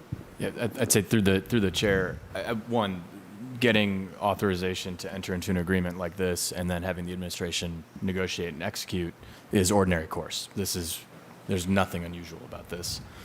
I think the time lag it essentially has made this process not provide any authority. If this ordinance is amended to say that the final agreement has to come before council, then there's really no reason for us to be having this conversation right now. And we've gone through the legislative process anticipating going through that negotiation where we could have been negotiating for the last 2 months. And so I think we will have lost time if we amend the ordinance to reflect that. And then it will certainly add time on the back end once we have the final terms of the agreement negotiated. Then we'll have to introduce an ordinance that'll go through the several committees, which, not that people aren't doing their jobs, it's just the way the committee calendars fall. That takes several weeks. And, I think to Jessica's point, we really are hoping to get this transition implemented by the spring so that the market could really start to fulfill some of the expectations that we have for it going forward. So I think we would be happy to brief council in anticipation of the Board of Control resolution that would be offered in front of the directors of the administration. But I would urge the chairman and the council to have us follow the ordinary course of business that we would with any other ordinance like this. So, Councilman Harris, I'm going to come back to you in a second. So, Chief, in essence, what you're saying is that you want us to give the authority to you here now on something that we really don't know the full extent of what we're giving the authority for. Because, you know, these terms can be changed, correct? I mean, these terms are not finalized. To the chairman, I think as long as we will operate within the parameters of the ordinance. So whatever authority is given us in the ordinance, we will not exceed those because we lawfully cannot. Okay. But you know, as there will be within those parameters, there's going to be a lot of negotiating as we, try to effectively assign risk, because that's really any of these exercises is who's going to be responsible for what and when and for how much. And that is really going to be the heart of the negotiation between the administration and the nonprofit is who's responsible for what aspects of the operations of the market going forward and who's going to take on that financial risk for the goals that we're setting coming to fruition or not. And, you know, we will do that certainly within the corners of our authority, which would be what is provided in this ordinance in front of council. Okay, Councilman Harrison. Thank you, Mr. Chair. I mean, Mr. Chair, it's your prerogative how you like to proceed, but what I would say is that, you know, I personally don't think that this will slow down any of the process. You know, I hear the chief, but I disagree that, you know, this will stall any of the progress of the work that has been done around the market corporation and so forth. Again, whether it is council that has to give approval, whether it is the administration that has to negotiate and give approval to Board of Control, there's still a waiting pattern, right? There's still a waiting pattern. And so you can still have your authorization to negotiate and get your terms together and agree upon your terms in that same time period that you're waiting before you have to come back to council, because you would have to do the same if it was just administration making a decision. So, I mean, the question was brought up. You know, I chimed in on that question, and those are just my 2 cents, Mr. Chair, on the process. Okay. I'm going to go to the law department. Thank you, Mr. Chairman. Can you hear me? Pull the mic closer to you. Can you pull the mic up closer to you if you could? Yes. I'm sorry. I have a loud mouth, and typically that's not a problem, but I don't do technology that well. Thank you. It's just for the folks at home. Yes, for the folks at home. Mr. Chairman, if I may, first of all, Councilman Hairston talked about a motion, but I don't know if he formally made a motion. At any rate, it wasn't formally seconded. When we talk about the amendment process, I want to point out to the chairman that this ordinance was previously amended, and I don't think that we read that amendment as needed to be done. And secondly, I think that there is an amendment that needs to be done to clean up on page 7, not clean up on aisle 7, but clean up on page 7, the confusion with regard to subparagraph E. And so I'm going to ask the chairman to have someone make that motion, or I'll try and articulate it, and if somebody will then say that should be, that amendment should be part of this ordinance. And then finally, and if you'll indulge just a little bit of editorializing, I think part of the issue here is that council has to give authority, but council also has to have a level of trust, if you will, with regard to the administration, the Board of Control, and the new nonprofit in terms of dealing with the negotiations for this lease that apparently have been dragged out waiting for the authority to be issued. So I would urge the council to keep that in its consideration, but I do think that at the very least we need to clean up those two amendments. The one that has already been drafted and is attached to this, which should have been read part of the title of it, and then this one that we're going to need for page 7, subparagraph E. Thank you. All right, thank you. So let me just, so I will read the amendment that's already on this, in place for the piece of legislation because we failed to read the amendment. But the amendment that you're referring to is an amendment that has not been introduced yet. That's or correct. that's not a non-existent. So that's not an amendment that we have to make. If we want to change that paragraph E, then we'll change the paragraph E, but that's not an amendment that we have to make. Just to be clear on that, okay? You understand what I'm saying? This amendment that I'm about to read has already been approved. Correct. So the amendment that you are saying is not an amendment. If you're asking for an amendment, then you have to ask for an amendment. But that's not an amendment that we have to read because it's not a non-existent, is what I'm saying.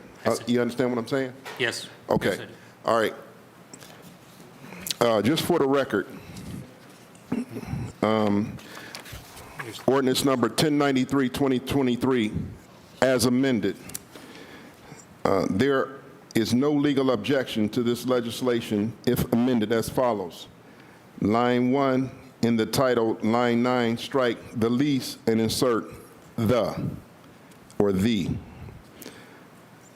Number 2, in section 2, at the end of this section, add the following, and I quote, RQS 7005, RLA 2023-97. Okay? All right, just so I just read that into the record, okay? All right, Madam Clerk. Okay, I'm going to go to Councilman Richard Starr. Thank you, Chair. I would like to make a motion to add, I believe it will go under Section 3, where it says the terms of the lease management agreement and the fair market value shall be determined by the Board of Control. I want to make sure we add and some parameters that require the lease renewal to come back for approval by council, I say on an annual basis. All right, Councilman Starr, you say in Section 3? Yeah, it should be Section 3, I believe, based on where everything is coming from. Because under Section 3, at the last sentence, it says the term of the lease or management agreements and fair market value should be determined by the Board of Control. I'm thinking, how do we strike that and make an amendment to require for the lease renewal to come back to council for approval every year? I believe it should go there. It might be somewhere else. I definitely would lean on law to make a recommendation on which section it should be under. But it should be some type of approval for everything to come back to council on an annual basis as far as the lease renewal. Yep. If the lease term is long, Hold on just a minute, Councilman Marr. Can we hear from law? If I'm understanding correctly, the point of the proposed amendment, I think it might be accomplished by adding at the end of that Section 3, determined by the Board of Control, subject to prior approval by council. Yes. Okay. And that would impose then the obligation of them bringing it back to have council approve the terms. Okay, Councilwoman Marr, you have a point. Yes, though I wonder if it was cleared up by that version of this amendment. I just want to make sure that they're not having to come back to us more frequently than they are entering into agreements. Councilman, you were saying annually, but what essentially you're asking for is that we're giving authority for a wide range of options here for them to negotiate, but that when they do finalize the terms, Councilman Starr, your request is that they come back to us with those final terms. Yes, Chair, that is correct. They have to come back to council for those final terms and obligations as they renew these different leases. Okay. So the final language is what, Councilman Starr? Could you read? So- Could you go over that? So the final language should be added into, as Law mentioned, Chair, to add requirements from council for them to come back to council. Okay. All right, Law, are you clear on that? I believe I am. I don't know that administration is happy with that, but I'm clear with what the council is proposing. And to your point, to the chair, to the law, it ain't about him being happy. It's all about doing the due diligence. If you paid attention to what's been going on, a lot of people just been doing whatever they want to do. And here, as a council, it's our obligation to make sure we understand what's going on when as it relates to assets and property that the city owns. As a council, it's up to us to do our job, and then administration to administer. So let's please make sure we include that amendment that I mentioned to the chair. Okay, Councilman Harrison.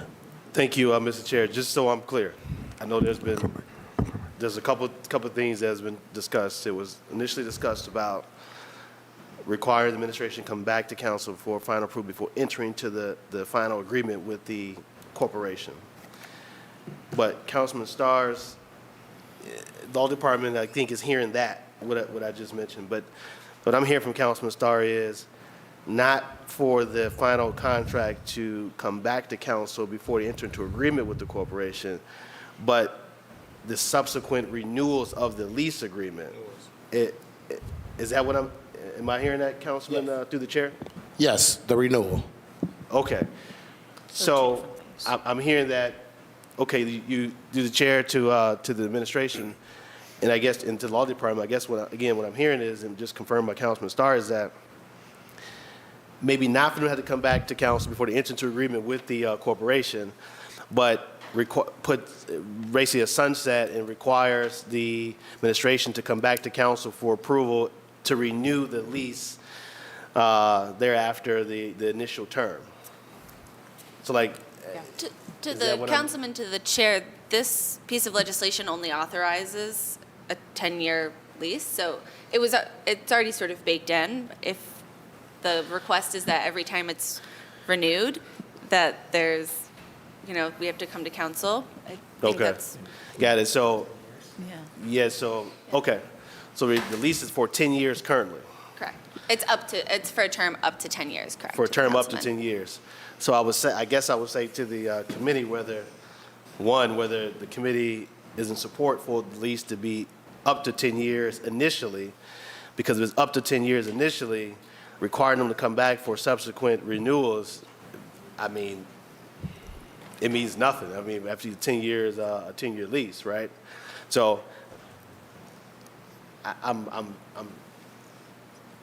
here trying to understand kind of what we're trying to achieve.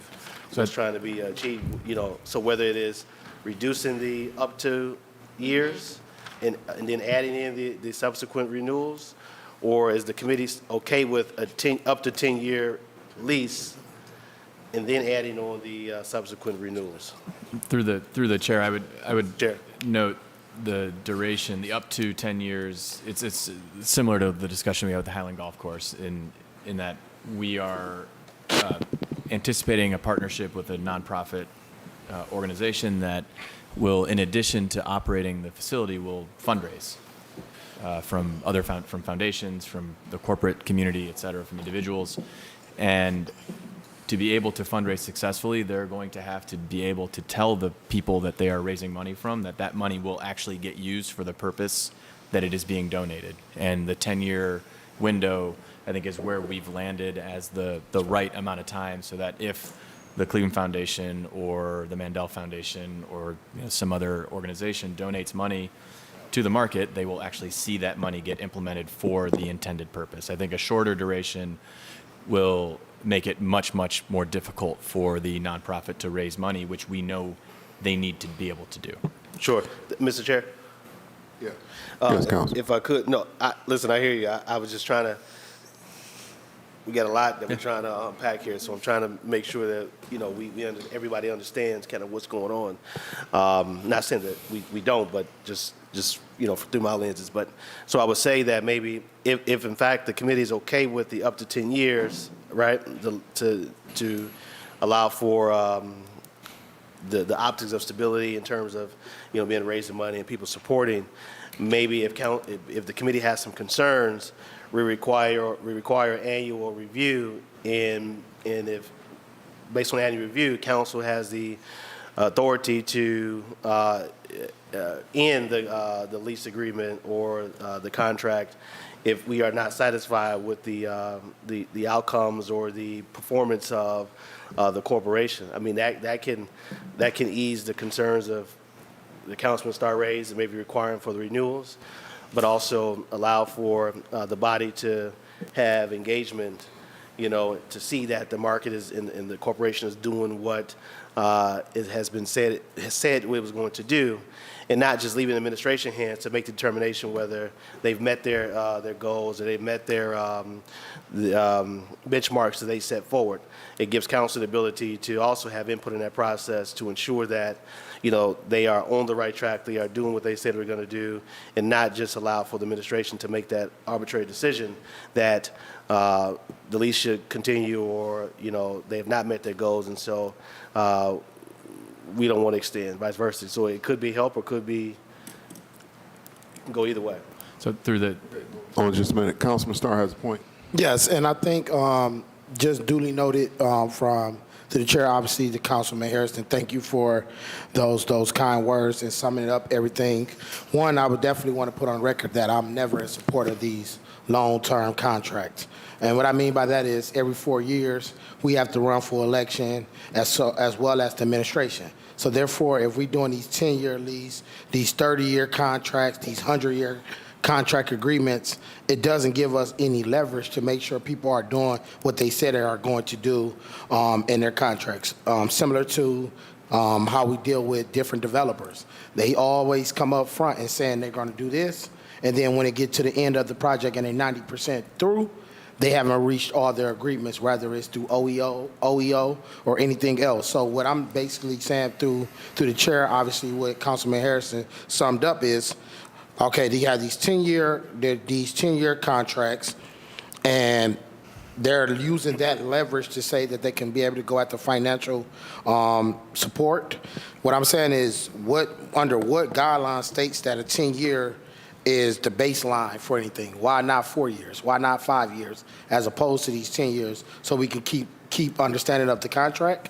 But then also, why do we not have added in that annual requirement for us to be able to redo an annual review of understanding what is going on, what is the performance looking like, for a council then to make a decision, do we continue to keep in this contract or not? Because like I said, I already got at 23 months and I already got gray hairs already coming in. In 10 years, I might have a head full of gray hairs. And 10 years is not clear if all of us will still be here. We all have something else that we possibly are looking to do and pursue. But I think on an annual review, we should have that in place. And then also we need to look at what does that 10-year really means. Is it something hardcore that we need to keep in place, or is this something we need to band together and make an adjustment so council can be able to do its job as well, through the chair? Through the chair, if I might. Okay, go ahead. I pulled up this slide on purpose for purposes of this portion of the discussion. I think there is no plan, or there would be no world in which we would arbitrarily choose to continue a contract if the vendor, if the manager is not operating up to snuff, nor would we arbitrarily cancel it. And I think it's these kinds of objective metrics that we would look to and that would be baked into the contract to measure the performance of the operator to ensure that the market is being run in an objectively successful way. And part of the reason that we would look to these is frankly to insulate the operations of the market from the politics of either the administration or the council, so that it can be run professionally and not have to worry about an election cycle or anything like that. We'd only be looking to objective metrics of success or failure, and those will be baked into the agreement. I think on the point of duration of the lease and other avenues in which either the administration or council can step in and review and, throw the risk of termination out there, this all goes to kind of risk and the cost of risk. So the more we collectively layer into this agreement as requirements above what we know we need for the successful operation of the market, the more this deal is going to cost us. And so it's as long as we're going into that, wading into those waters with our eyes wide open and fully understanding that if we add this provision, that provision into this agreement, shorten the duration, that's only going to put more of the financial risk on the side of the city as opposed to the nonprofit. And I think if they have less time, if they're operating under an annual gun, they're certainly not going to be able to raise the kind of money that they need long term. And so that's going to raise the burden on the city to make sure that there's enough money in the pot to keep the market running. And I think that those are fair. Those would be fair trade-offs in the negotiation of things. I think the more time they have, the more responsible we can hold them for the success of the market. The less time they have, the less responsible I think we should hold them. I might add, sorry, if you don't mind, two additional kind of points to Ahmed's. One is that vendors desperately want predictability in the market. It's not something that they've had. We've kept vendors on year-to-year leases. Sorry, Mr. Chairman, I couldn't hear. Sure, sorry.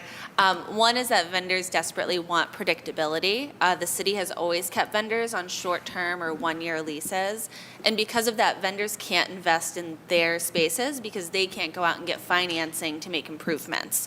So the shorter our term is, the more expensive and onerous it is for the businesses operating in the market to go out and take out debt. Because of course, if you have a 3-year or 5-year lease, then a lender's not going to lend you money at the same rate as if you can have a 10-year lease, right? And so that's one, I'm always keeping vendors in mind. So I want to make sure that we talk about that. Also with lending is the nonprofit anticipates it might have to borrow to do capital improvements. That would be risk that it's taking on to benefit our building that the city owns. And that's another place where a shorter term would then, it might prevent them from taking out debt to improve the market. Councilman Harrison, you had a point? Yes, Mr. Chair. So I hear the chief, but, I think it's the opposite, right? I think that with a term that is not too short where you feel, heavy pressure, but a term short enough where it allows you to get some things done, right? And make sure that you are operating in the most efficient way, in the most way that, to achieve these goals that has been set out and talked about, more quickly, or sooner rather than later, right? Again, I know with the Lakefront Development Corporation that there's provisions in that agreement that comes back to council after a certain period, and if council believes that it is not, working in such a way that there is provisions to dissolve that agreement. And so, what I would ask through the chair to the chief, because I don't recall them off the top of my head. There's a sites fund, and also I think that is one for the Lakefront Development Committee or agreement between the city and the county, what those terms are, and maybe that's something that is implemented in this piece as they were implemented for those other two pieces. Ask me, I don't know exactly what those I don't see Joe. Oh, this is Joe committee, but I don't recall exactly what those terms were off the top of my head. But maybe before finance, that's something it can be considered to pull that information. Maybe that's something that can be added. Maybe that'll resolve some of the concerns of what lies ahead from the committee members.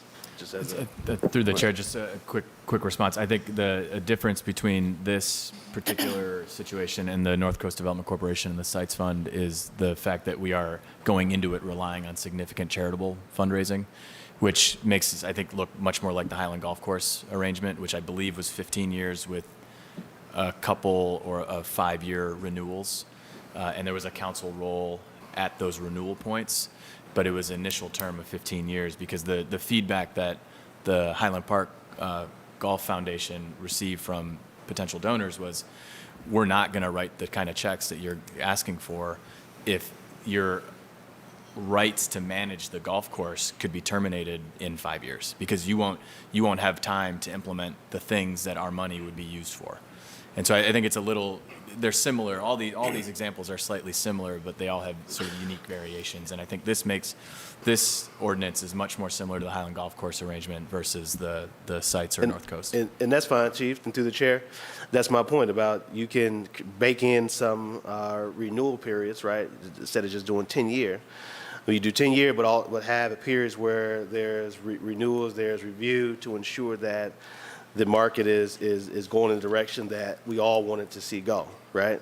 And so that way you can still say you have 10 years, but there are stops along the way in that 10 years that requires review to ensure that the market is going into the direction that we all want to see go in. But again, just my 2 cents. I'm talking through it with the committee, because obviously you see that there's concern, there's thoughts about engagement and process, council involvement, ensuring the outcomes and so forth. So trying to find a way collectively that we can arrive at a place where folks are comfortable in terms of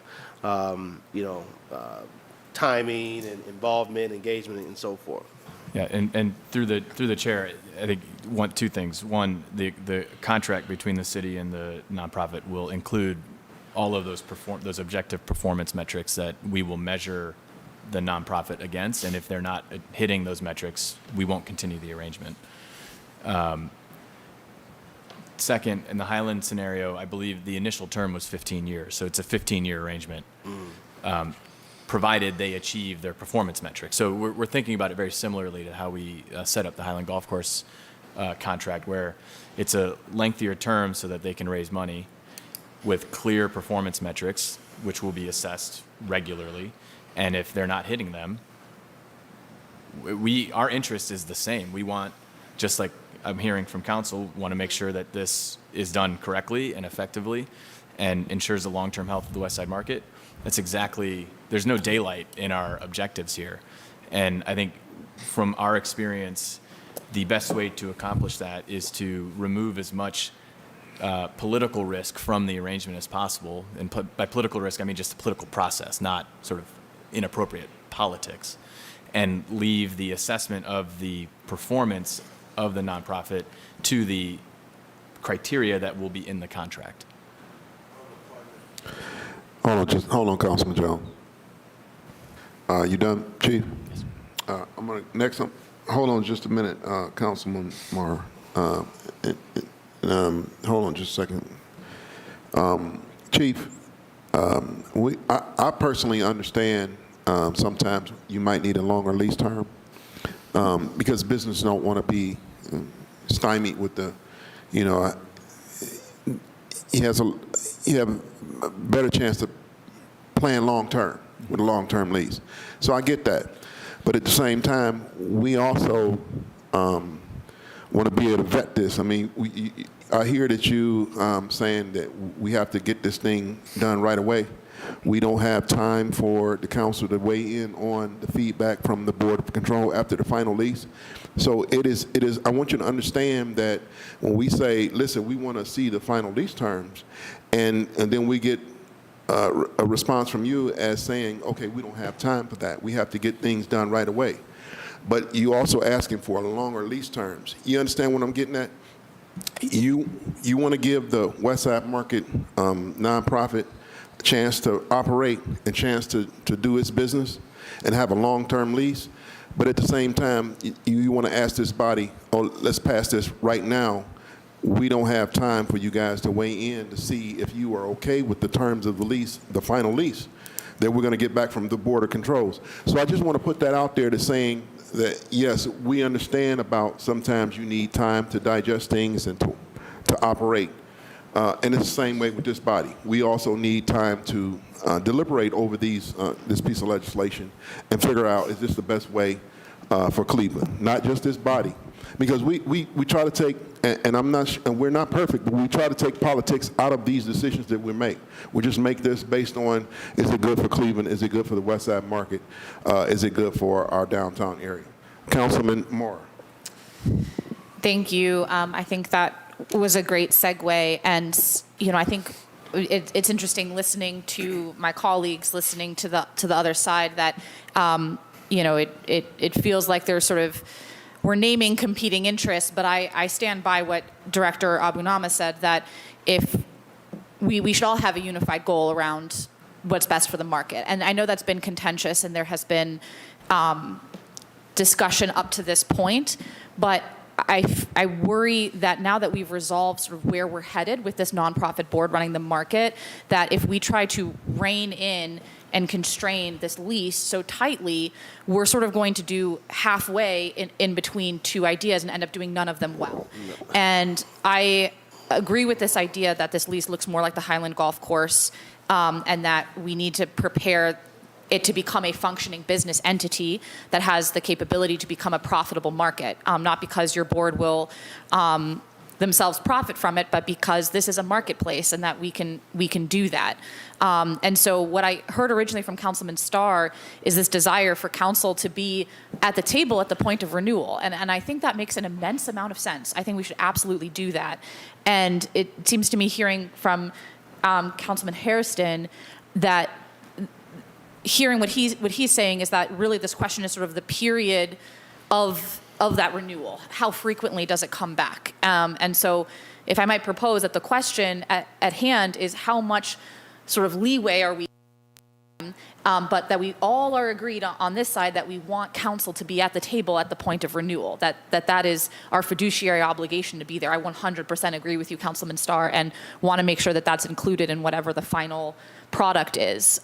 So if that's the debate right now, is how long that period is, I think 10 years with, 2 5-year renewals or what have you. They're not even asking for renewals at this point, but asking for those renewal periods to be times that this contract comes back to council makes a lot of sense to me, and that's what I would be in support of. I wouldn't be in support of making it shorter than that. Okay. All right. Thank you, Councilman Moore. Councilman Jones? Do I have the floor, Mr. Chairman, or is it on the point? Councilman Jones? Okay, just want to make sure I'm clear. No, Councilman Jones? Thank you, Mr. Chairman. I appreciate it. Looking at this, it is having a overall picture, looking at what is the actual health of the market and what's the health of this asset that we have here in the city of Cleveland. Now, I've asked that question, and I haven't really gotten the information back.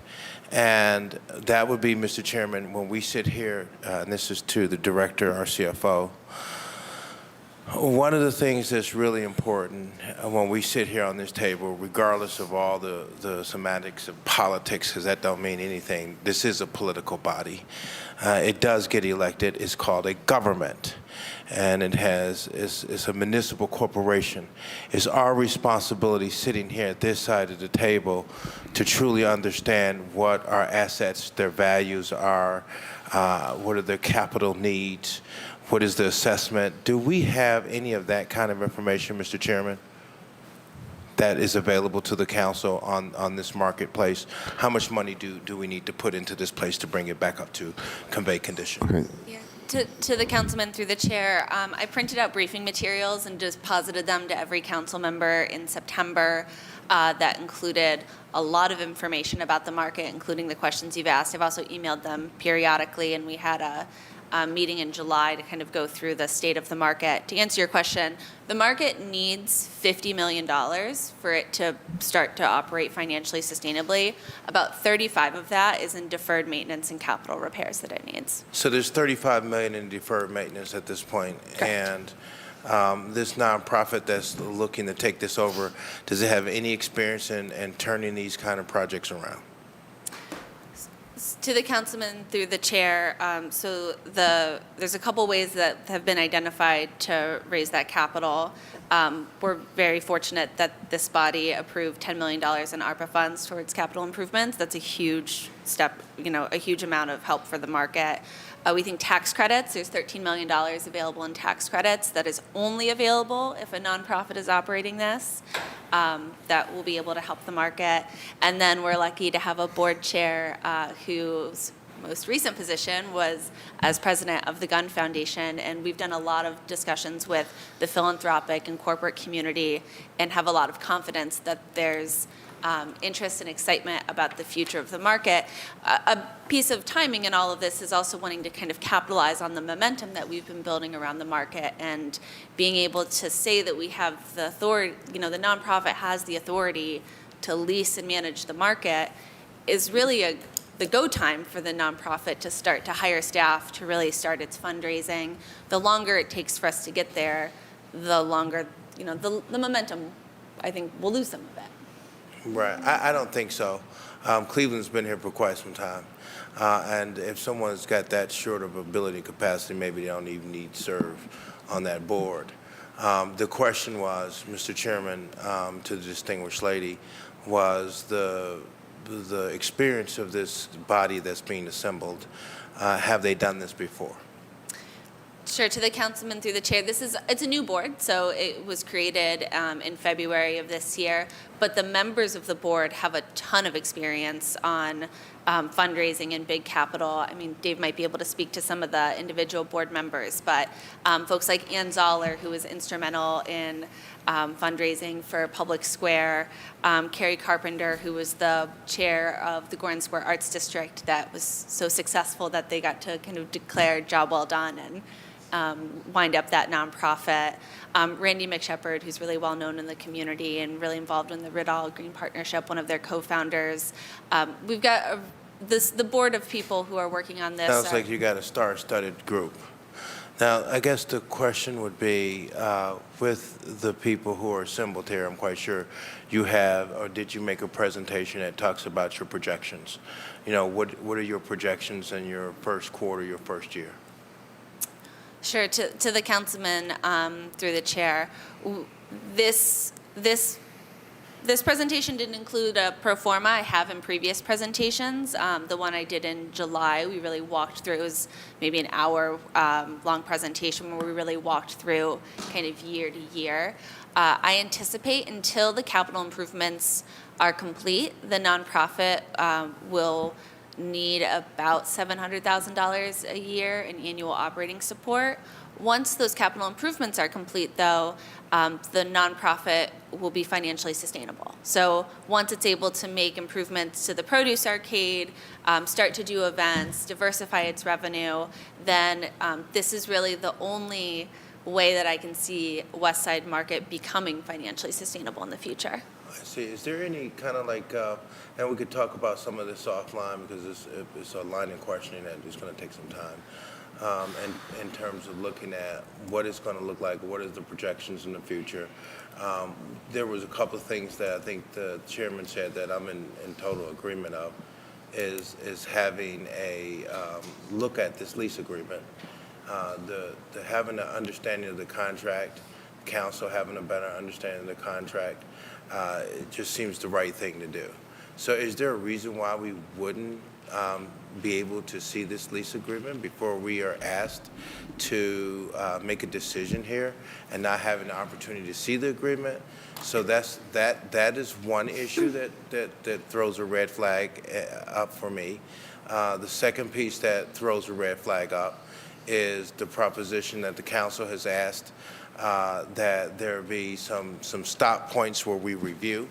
We look at this as it's brought back to the body so that you can give us a report to say, hey, we're doing well, we're not doing so well, here's what we're going to do to improve, or we're doing so great that we've erected a Superman statue next to the marketplace. I mean, what's your thoughts on that, Mr. Chairman?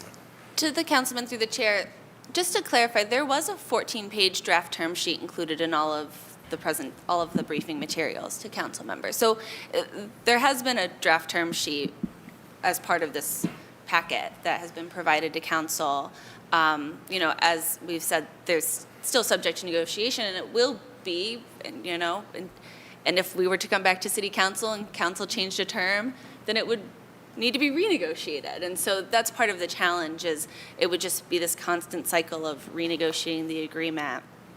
And then as for this question of annual review, I mean, maybe it's not clear throughout here, but the nonprofit will be providing a list of sort of metrics that it has to meet on a regular basis.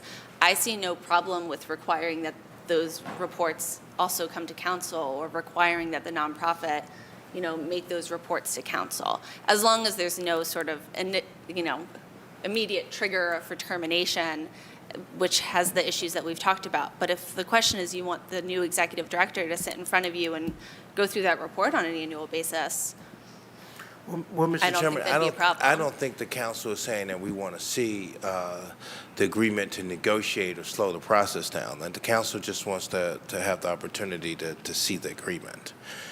Is that correct, Mr. Chairman? True. Have made available to the council. Okay. All right, Councilman Jones. That's it, Mr. Chairman. Okay, Chief,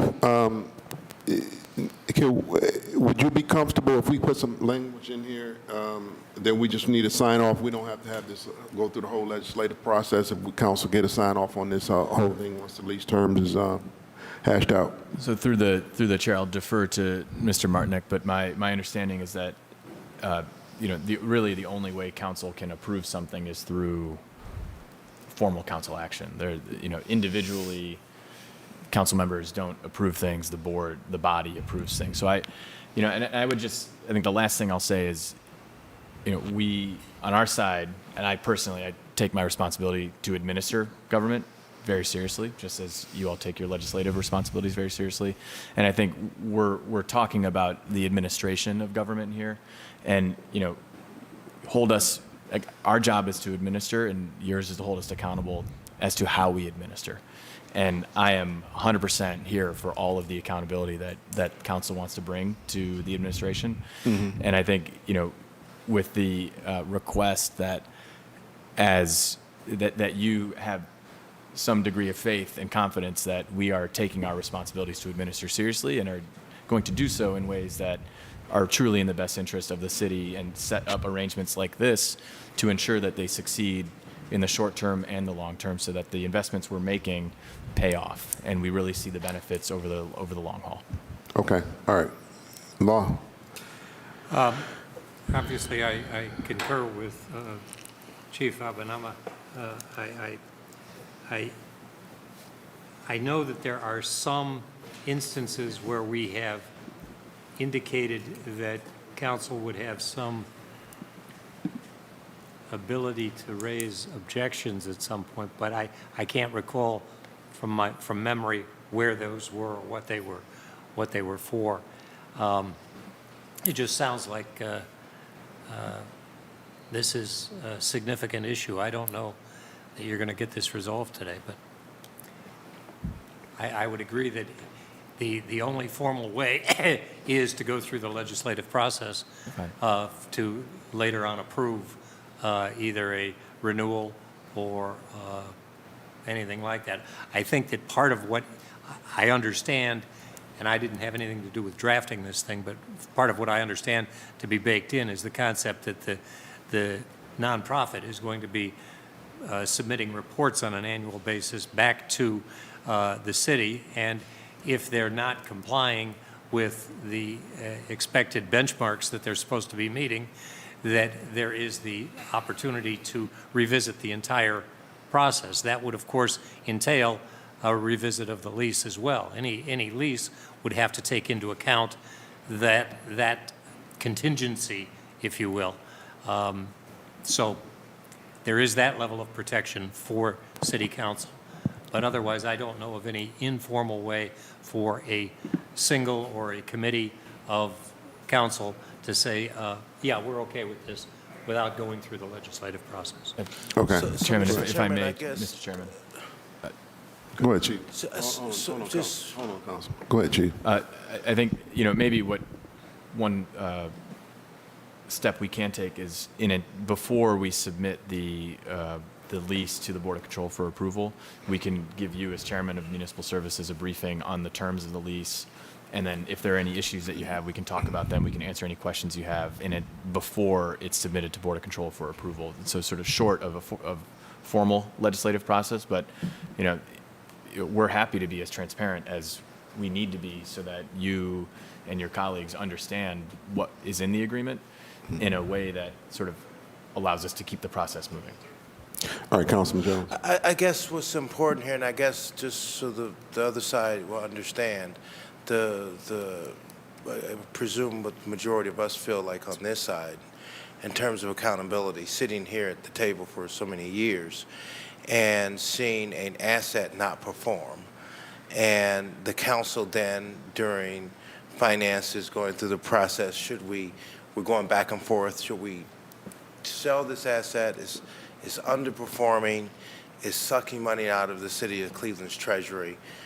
So I guess, Mr. Chairman, I guess what we're saying in a sense is, with this contract or this lease, what gives us the leverage necessary of accountability when this group that is star-studded, right, but could underperform really badly, and then we're sitting here at this table thinking about why it was that this agreement was put together and we don't have anything that can hold accountable the system, if you understand what I'm saying, Mr. Chairman. So the issue is, then how do we remedy that then, sitting here now in terms of accountability? Through the chairman, I would say, on the screen over there, no, not on that one, is examples of the performance metrics that we will hold the nonprofit accountable for. I think if the nonprofit fails to achieve what it is we're setting out to achieve, and then the administration does not terminate this lease, then it would be this council's absolute prerogative to hold us accountable for failing to do that in the face of things not going well at the market. And I think that is, sort of, if we talk about the division of responsibility in the government, that's, if we're not doing our jobs administratively, then it's council's job to legislatively oversee us and enact whatever changes in ordinance, codified ordinance are needed to ensure that we are being held accountable to doing our jobs. And that's really all I think ultimately we're asking for, is the space to do our jobs to administer and not at all infringing on council's authority and responsibility to oversee our efforts to administer the government. No further questions, Mr. Chairman. All right, thank you, Councilman Jones. Is there any other questions on ordinance number 1093, 2023? Is there any other questions on ordinance number 1093, 2023? Are there any objections to ordinance number 1093, 2023? Councilman Starr? You can mark me as a no. Okay. All right. We're going to vote on this piece of legislation as is. And we get another bite at the apple on this. Madam Clerk, can you call the roll? Bishop? Yes. Starr? No. Hairston? No. Jones? Yes. Casey? Yes. Kelly? Kelly's absent. Kelly's had to step out. 3 yeas, 2 nays. You didn't call. Oh, yeah, Councilman Moore. Oh, sorry. Councilman Moore? Yay. 4 yeas, 2 nays. All right, the yeas have it. All right, ordinance 1093, 2023 is approved. We're going to see this in finance, okay? All right.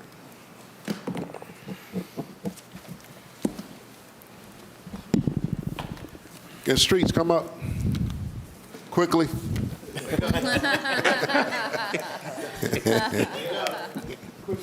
Public Works, last and rushed. At all times. We expect the world. Yep. That's it. You want to try?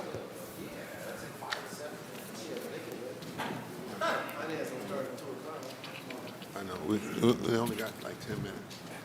You got the training team, so this should be easy. Okay, yeah, let's do streets. Thank you, Councilman. Thank you. We can be late. All right, Director, you want to kick us off? Yes, sir. I appreciate the opportunity, although I know we are short on time.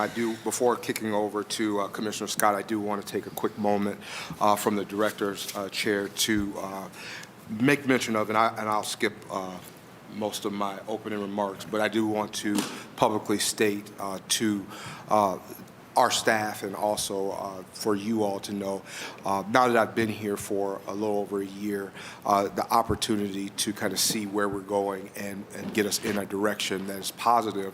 I did want to take a moment to thank Commissioner Scott for being open to moving forward, doing things a little differently, and embracing my vision as far as where we want to go as a department and also as a division of streets.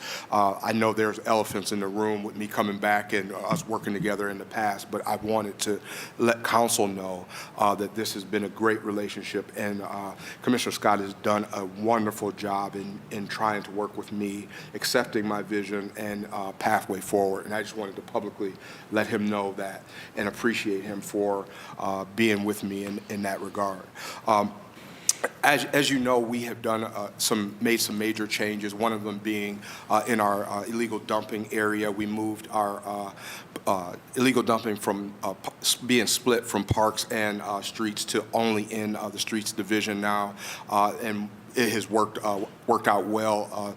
District Unit Leader John Campbell has been doing a wonderful job with that program, and it has done a great job. And it looks like it's going to be a portion that we can celebrate as it relates to tonnage. I believe that we're on pace to pick up over 7,000 tons of debris this year already, which will just in the months during the times when it was typically at parks, we've tripled that as it relates to service delivery. Now, going forward with the illegal dumping, we are going to start calling on and asking for assistance on enforcement.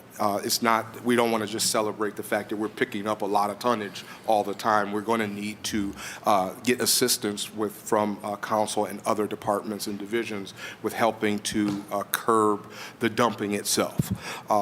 Also, our resurfacing program, we added another crew this year and did a great job. I will always support our internal staff to these trades, especially. I know many of you have reached out to me and talked about the different types of things that we can incorporate in our groups for recruitment and long-term sustainability as it relates to staffing. We're more than just waste collectors, more than just pothole fillers. There are very talented staff within these groups that I will put against any contractor out there in-house.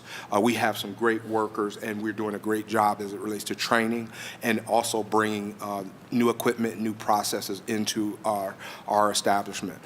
It's one thing to talk about accountability, but we have to give the staff the tools they need to make sure that they can perform on the level that we expect them to. Lastly, I do want to just make mention of our concrete crews. Dave Jones, him and his crews don't get a lot of love or a lot of talking about, but before we can resurface the street, we got to do the concrete work that's pending before we can do that asphalt overlay. And we have some internal concrete folk that are always running around doing work, whether it be for the resurfacing program or just voids and things of that sort. They've been doing a lot of actual finish work that they hadn't done in the past, whether it be sidewalk work. You probably heard work that we've been doing to assist with the tree damage sidewalk program. It's all work that we didn't typically do that we've been doing and taking on in-house. And I do want to make sure that those groups get acknowledged for the work they've been doing. But obviously it's about to be winter, and so we want to talk about winter for a little bit before we switch over and let Commissioner Scott talk about some of the things that we're doing there. We'll be talking more about our route optimization process and what's going on now. We're in the phase now of implementing route optimization from a turn-by-turn perspective. Now, what that will give the opportunity for staff to be able to get through routes more efficiently, safely, and it also gives us the opportunity to put things in the system that would indicate or help the drivers know, for example, there's a water main break on a particular roadway, so we have to reroute and do it a little differently versus just getting there and finding it out. during the operation. I'm also tasking the Streets Division to really look. We're working on incorporating the use of liquids within our group as it relates for snow and ice control. Liquids help to keep from ice bonding to the pavement, and even if we do get into an event that results in a lot of accumulation of snow, the big thing is we want to make sure that there isn't ice underneath it. So a lot of times things can look aesthetically bad, but we've done the work to make sure that there isn't ice underneath. And that's the big thing that we want to make sure that the public and you all understand is we really look at snow and ice control from a place of safety. It's not necessarily aesthetic. Sometimes things won't look good when it's snowing 1 and 2 inches in an hour. It's just going to be tough to keep up with it. But our goal is to keep everyone safe as they traverse the roadways by making sure that we limit or keep ice from forming underneath the snow that we have. The other part about route optimization I really want to point out, and we talked a little bit about it when MVM was at the table, is right-sizing the fleet. It's one thing to have an optimized route or an optimized way or process to do some of the functions that we have within the Division of Streets or in the department, but if you don't have the right equipment on that route, it still means you're not as efficient as you could be. So those are some of the things that we're going to be working on as we move forward to right-size our fleet, get the best processes in place, but also serve our people who provide the service to the residents. So those are some of the things. I do want to introduce you to Ms. Shakana Merritt. She is the project manager for our route optimization piece. And this is her first large project like this, and she's done a wonderful job delivering that. She'll be working with me tomorrow. We're doing a stand-up with Mr. Gallick to let the media know what we're doing. She'll be helping me with that on tomorrow, but I wanted to make sure you all as council got to meet her first. Also, Assistant Commissioner Coleman is here. He's helping a lot with the resurfacing programs and scaling that program up to make it even better than it has been. But one of the things that I've tasked him with is making sure to be more visible during the snow and ice control season. They typically had a format where the big commissioner would handle things when we were on the main routes, and then when he decides to go to sleep, he would turn it over to the assistant commissioner. But that's not how we're going to do things. We all stay awake the whole time. So it'll be all of us with our hands on deck, splitting the city up between myself, Assistant Director Laird, and both commissioners inside of Streets, taking over the city and really providing the best service possible. Lastly, on snow and ice control, I do want to make mention of because there have been a lot of statements on both sides that speak to the fact of last year it didn't snow. Well, maybe you might want to think about it from a perspective, maybe you just didn't know it snowed and we just did that good. Because the reality is we had the same number of events the last season before, but we treat it a little differently. Every event we treat like 10. In other words, what that means is whether it's going to be an inch or just an ice event, we treat it like it's going to be 10 inches of snow so that we are not surprised by an event. So every event we go through the same motions, the same preparations as if it's going to be a major snowstorm. Now, sometimes we don't have to perform that way, but we always prepare that way. So just for you all's edification and also for the public to know that this staff is around the clock regardless. Regardless if it snows, we have to have the equipment ready. We have to have the routes ready. We have to have the materials ready. And so a lot of times it can seem as if there's the lack of labor participation when it's not snowing, but actually there's a lot of work that's still going on behind the scenes once the weather becomes below that 32-degree mark. And at this time, I'll turn over to Commissioner Scott for any comments on streets. Okay, Director, I just want to make mention that we're going to expect the same clear streets that we did last winter. Yes, we got this one. Yes, sir. Mr. Chairman, to the council, first let me say thank you to the director. I appreciate your nice comments about myself, but I couldn't do it without my team. Absolutely. So I have a great team. We've assembled a great team, some of which are here today. A lot of them are out in the field working, and they really do an excellent job of performing public service, and particularly in the streets repair and illegal dumping and all the other things that we do. Our division is a 24-hour, 7-day-a-week division, and we're always on duty. We're always ready to go in some form or fashion. and I hope our response time has been adequate to meet your needs as well. With that being said, I'm open to any questions you guys may have for our team. Commissioner, I just want to say that I think that you've done a great job, and thank you for being so responsive. When we call you, you're always there. Also, I want to say to the Assistant Commissioner, that's a nice jacket you got there. All of you guys got nice jackets. I'm not just trying to single him out, but he got a nice jacket. So I'm going to open it up to my colleagues. Councilman Starr. Mr. Chairman, can you put me down? Thank you, Chairman. Thank you, Public Works, for always coming to the table. I'll be real brief. I know we got caucuses that started already. But when you talk about division of streets, I think something that is needed, and I think through the chair, through the director, has mentioned making sure it is developable to the media, to the people at home to understand what the division of streets. I know for within these 23 months, I got a chance to meet Commissioner Scott, and we talked, email back and forth. He'd be like, yo, just call me, but I'll shoot him an email, which just shows that he does the work. But I think what's just very important, just to the broader people to understand, through his tenure of being a public servant over the number of years, what has changed, what has developed, and where we are going to the future. So I definitely would like if the committee just to speak on, just briefly, just talk about what is the process for pothole repairs, what is the process for crack ceilings, what is the process for just street crack management, just so the public can understand how we handle those different issues and how we deal with it, because that's something that residents always say, hey, there's a pothole, and then next we be like, okay, we're going to send it over the streets, and then also may get people say, hey, there's illegal dumping. I know that ain't necessary that we do have a legal dumping team, and I know the commissioners, and they do the work to do that, but just speak on those, from potholes, crack sealing, street crack management, and then just a little bit about legal dumping, how they go together, and the work that you and your department does, because it's very important for us to know, but also for the public and our constituents to understand what you're doing and what you have done since you've been in your role, been doing the work for a great long time. Thank you. Mr. Chairman, to the councilman, I appreciate that. And yes, I am just started my 44th year with the city of Cleveland. Division of Streets. Where that dean at when we need him? Where is our dean at when we need him? Did you hear that? Where's our dean? Where's our dean? But with that being stated, I have seen a lot of change over the years. And one thing that I do appreciate in our service delivery model is that we are now doing everything systematically. We're doing everything, basically how much of what by when. We're on a schedule so we can be transparent with the public as to when they expect the potholes to be filled and by when, both on the mains and the residentials.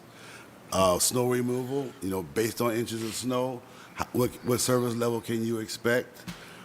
Street sweeping, how many times, what's the frequency of that? That's all been prescribed. So everything we do is prescribed. It's measured. It's measured through either dashboards or urban AI or, if you will, other resources. So we're looking at always to improve our service delivery. But with that being stated, it takes resources. And one thing I would like to publicly state, we've been given, this BIB administration has been giving us a tremendous amount of resources to improve our service delivery. And I just want to say publicly, I appreciate it. Thank you, Director. Absolutely. So I just want to say, with the additional resources we've been given, we intend to continue to improve our service model, and we are heads and tails above where we were 44 years ago. Thank you. Thank you, Commissioner. Through the chair to the council member, just to expound on that, one of the other things that we're really working on with my return back, and one of the things that we really wanted to do is our seat at the table as it relates to the state and as it relates to the national organizations. I sit on the board for the American Public Works Association, representing the city of Cleveland, but also that puts us at the table for the newest processes, the newest integrations of things that may come online. We're at the table to make sure that we can vet those new processes and new equipment or new ways of doing things. We're at the table to be able to vet those. Now, everything that we look at won't fit for the city of Cleveland, but we will get the opportunity to be at the table to make sure to vet those things early on in the process and implement a lot quicker than we probably had been in the past. Thank you, Commissioner. Thank you, Director. Okay, I'm going to go to Councilman Jones. Chairman, I'll be brief. I know that we have a caucus meeting over here, but I want to say in the last several years being on council, starting in the 2018, having the opportunity to serve the great citizens of the Lee Harbor Ward 1 area, we've struggled in public service. We've struggled in public service. And I would say this year, 2023, has been by far our best year. So it's been several years that we've had to deal with situations that we were not accustomed to dealing with. And so I really appreciate all of the hard work of all who are sitting here at the table and the people and the cruisers that work for you. I just want to thank the commissioner and the director. When I send that text over or I call, I don't get hassled and handled. But you guys go ahead and take care of the issue, picking up those debris, doing the best you can with what you have. We're so appreciative, and on behalf of the citizens I represent, we want to thank you for the great work that you've done this year. We certainly see the difference. Thank you, Mr. Chairman. All right, thank you, Councilman Jones. Councilwoman Marr. Thank you. I want to recognize the great work from across the table, and I'm sad that I'm kind of antsy to get to caucus, as I know we all are. That we don't have a longer time for a deeper dive, because I want to recognize you sat here this whole morning and you have more important stuff to be doing, including many emails that I send your way on a regular basis, everybody here. So, I do understand that these sort of operational meetings have been really useful, and I don't feel like we're going to get into the things that we want to be getting into. I do think the snow update, the leaf pickup update, Lord knows, street sweeping, and actually I've been getting a couple of questions recently about the sealing of cracks in roads that were repaved 2 to 3 years ago. So that's something I might follow up with you guys about offline. Absolutely. One of my favorite programs. Oh, excellent. Well, great. I've got a place to send you to. Yeah. So, there's a real depth of work over in streets and, depth of your crews and what you do. So I really want to recognize and acknowledge that, even though I don't get the sense we're going to have the time to get into it today. So thank you. Thank you, Councilman. Thank you, All right. Councilman. Okay, Councilman Harrison. Thank you, Mr. Chair. I guess I'll add on. Thanks to the department and their responsiveness. Everyone down this line, you reach out to them, they respond immediately, and they try to quickly address whatever situation that, you have. Knowing that sometimes we see these issues ourselves, but a lot of it is also from residents reaching out to us, and we're then reaching out to the department to address those situations. As you mentioned, some people are not here, such as John Campbell, who is a rock star with the illegal dumping. I mean, at one point, our ward just kept getting hit with these abandoned trailers. And so he was cutting them up, getting them out, and really discarding them out of these vacant lots on main streets in our neighborhoods. And so, in streets that are just, through streets. And so thank him for his work.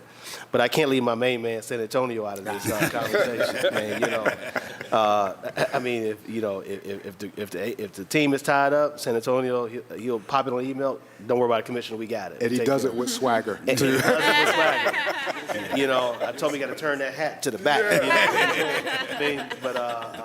Excellent gentleman as well in the work he's doing for us over in the Glenville, Collinwood neighborhood. Just two questions really quick. As it relates to snow plowing, do we have any vacancies right now with our snow plow drivers? Councilman, to the chair, Councilman, we are currently just about fully staffed. Okay. But with our seasonal snowplow operators, our goal is to get to 115, and last I checked, I think we were about 9 away from that goal. Okay. So, but there are other opportunities in other departments and divisions, so I would still encourage them to apply, and whatever we don't put on this year, maybe I can make a referral. Good, and my reason for asking the question, if you have some sort of graphic or something that you can send us. Some of us have newsletters coming out. We can ask City Council to post it on our social media pages, individual council members, to help attract folks. You know, we meet people all the time. Well, Councilman, I got a CDL. You know, I'm willing to work season or drive. You know, and it's men and women who approach us. You know, for these jobs. We can help push that out to be able to fill some of those gaps, openings rather, that you may have within the department. And lastly, Mr. Chair, you know, I always talk about these sidewalk sweepers. You know, these sidewalk sweepers can go a long way in areas such as mine, like in Nottingham or Euclid Park, where you have a lot of truck traffic. And because of the conditions of the edges of the road, the gravel kicks up, right? And then we're relying on workers to come with blowers and send the big sweepers to come and help. But if we had like those small sidewalk sweepers like they do for snow sometime, like with the wheel on the front, I don't know what it's called, I just say the wheel on the front, that we can be able to maintain some of the sidewalks a little bit better. But you all are doing a great job. But just if there's ways that we can support the department to make the job a little bit more easier and a little more effective, where you can move quickly from place to place, you know, please share that with us. And, you know, I'm sure this committee will be happy to look at ways, because a part of our review is to look at whether your equipment needs or where you are. I know you mentioned the administration and the director, absolutely. And your director comes and he advocates to this body, supports his request to give the resources needed in order to do the work that you need to do. So we're here, we're with you, obviously. But those sidewalk sweepers would be excellent for our neighborhoods. And a water truck to kind of water, you know, the flowers and planters maybe that we put around the neighborhoods as well. All right? Thank you, Mr. Chair. All right, thank you, Councilman Harrison. I am going to wrap it up. I'm going to ask some questions. You don't have to respond, but I want you to respond by email to all of the members of the committee, also Brooke, Joe Titron, and whoever else you want to copy on that, the Council President. But illegal dumping, camera placement, enforcement efforts, etc. We passed legislation authorizing agreements with Case Western Reserve and CSU to develop and establish a proof of concept solution to monitor and address illegal dumping activities. Does the division have anything to do with this? That's the question number one. Number two, I want to list the streets resurfacing by ward to all the members of the committee. Utilization of Department of Urban AI and Division of Streets use of data. Leaf pickup. What about it? Give us a full breakdown on the leaf pickup program. When it, you know, give us a breakdown on the leaf pickup program so we can communicate this. This is leaf time, so we can communicate this out to our residents. And then lastly, are there any legislative solution or things council can do with the division to help the shop run a little more smoother? And give us an update on your readiness for the winter, okay? Also, we want to get those speed humps. Is that your department? Traffic. Traffic. Okay, we want to break down on that. Everybody's blowing my phone up about that, so I want to break down on that. And that's it. Okay. Yes, sir. All right. Thank you for being colleagues. We appreciate your support. All right. Today. All right. So, is any other questions? It starts today. Any other questions? All right. So no other questions. The MSP committee is hereby adjourned. Thank you, sir.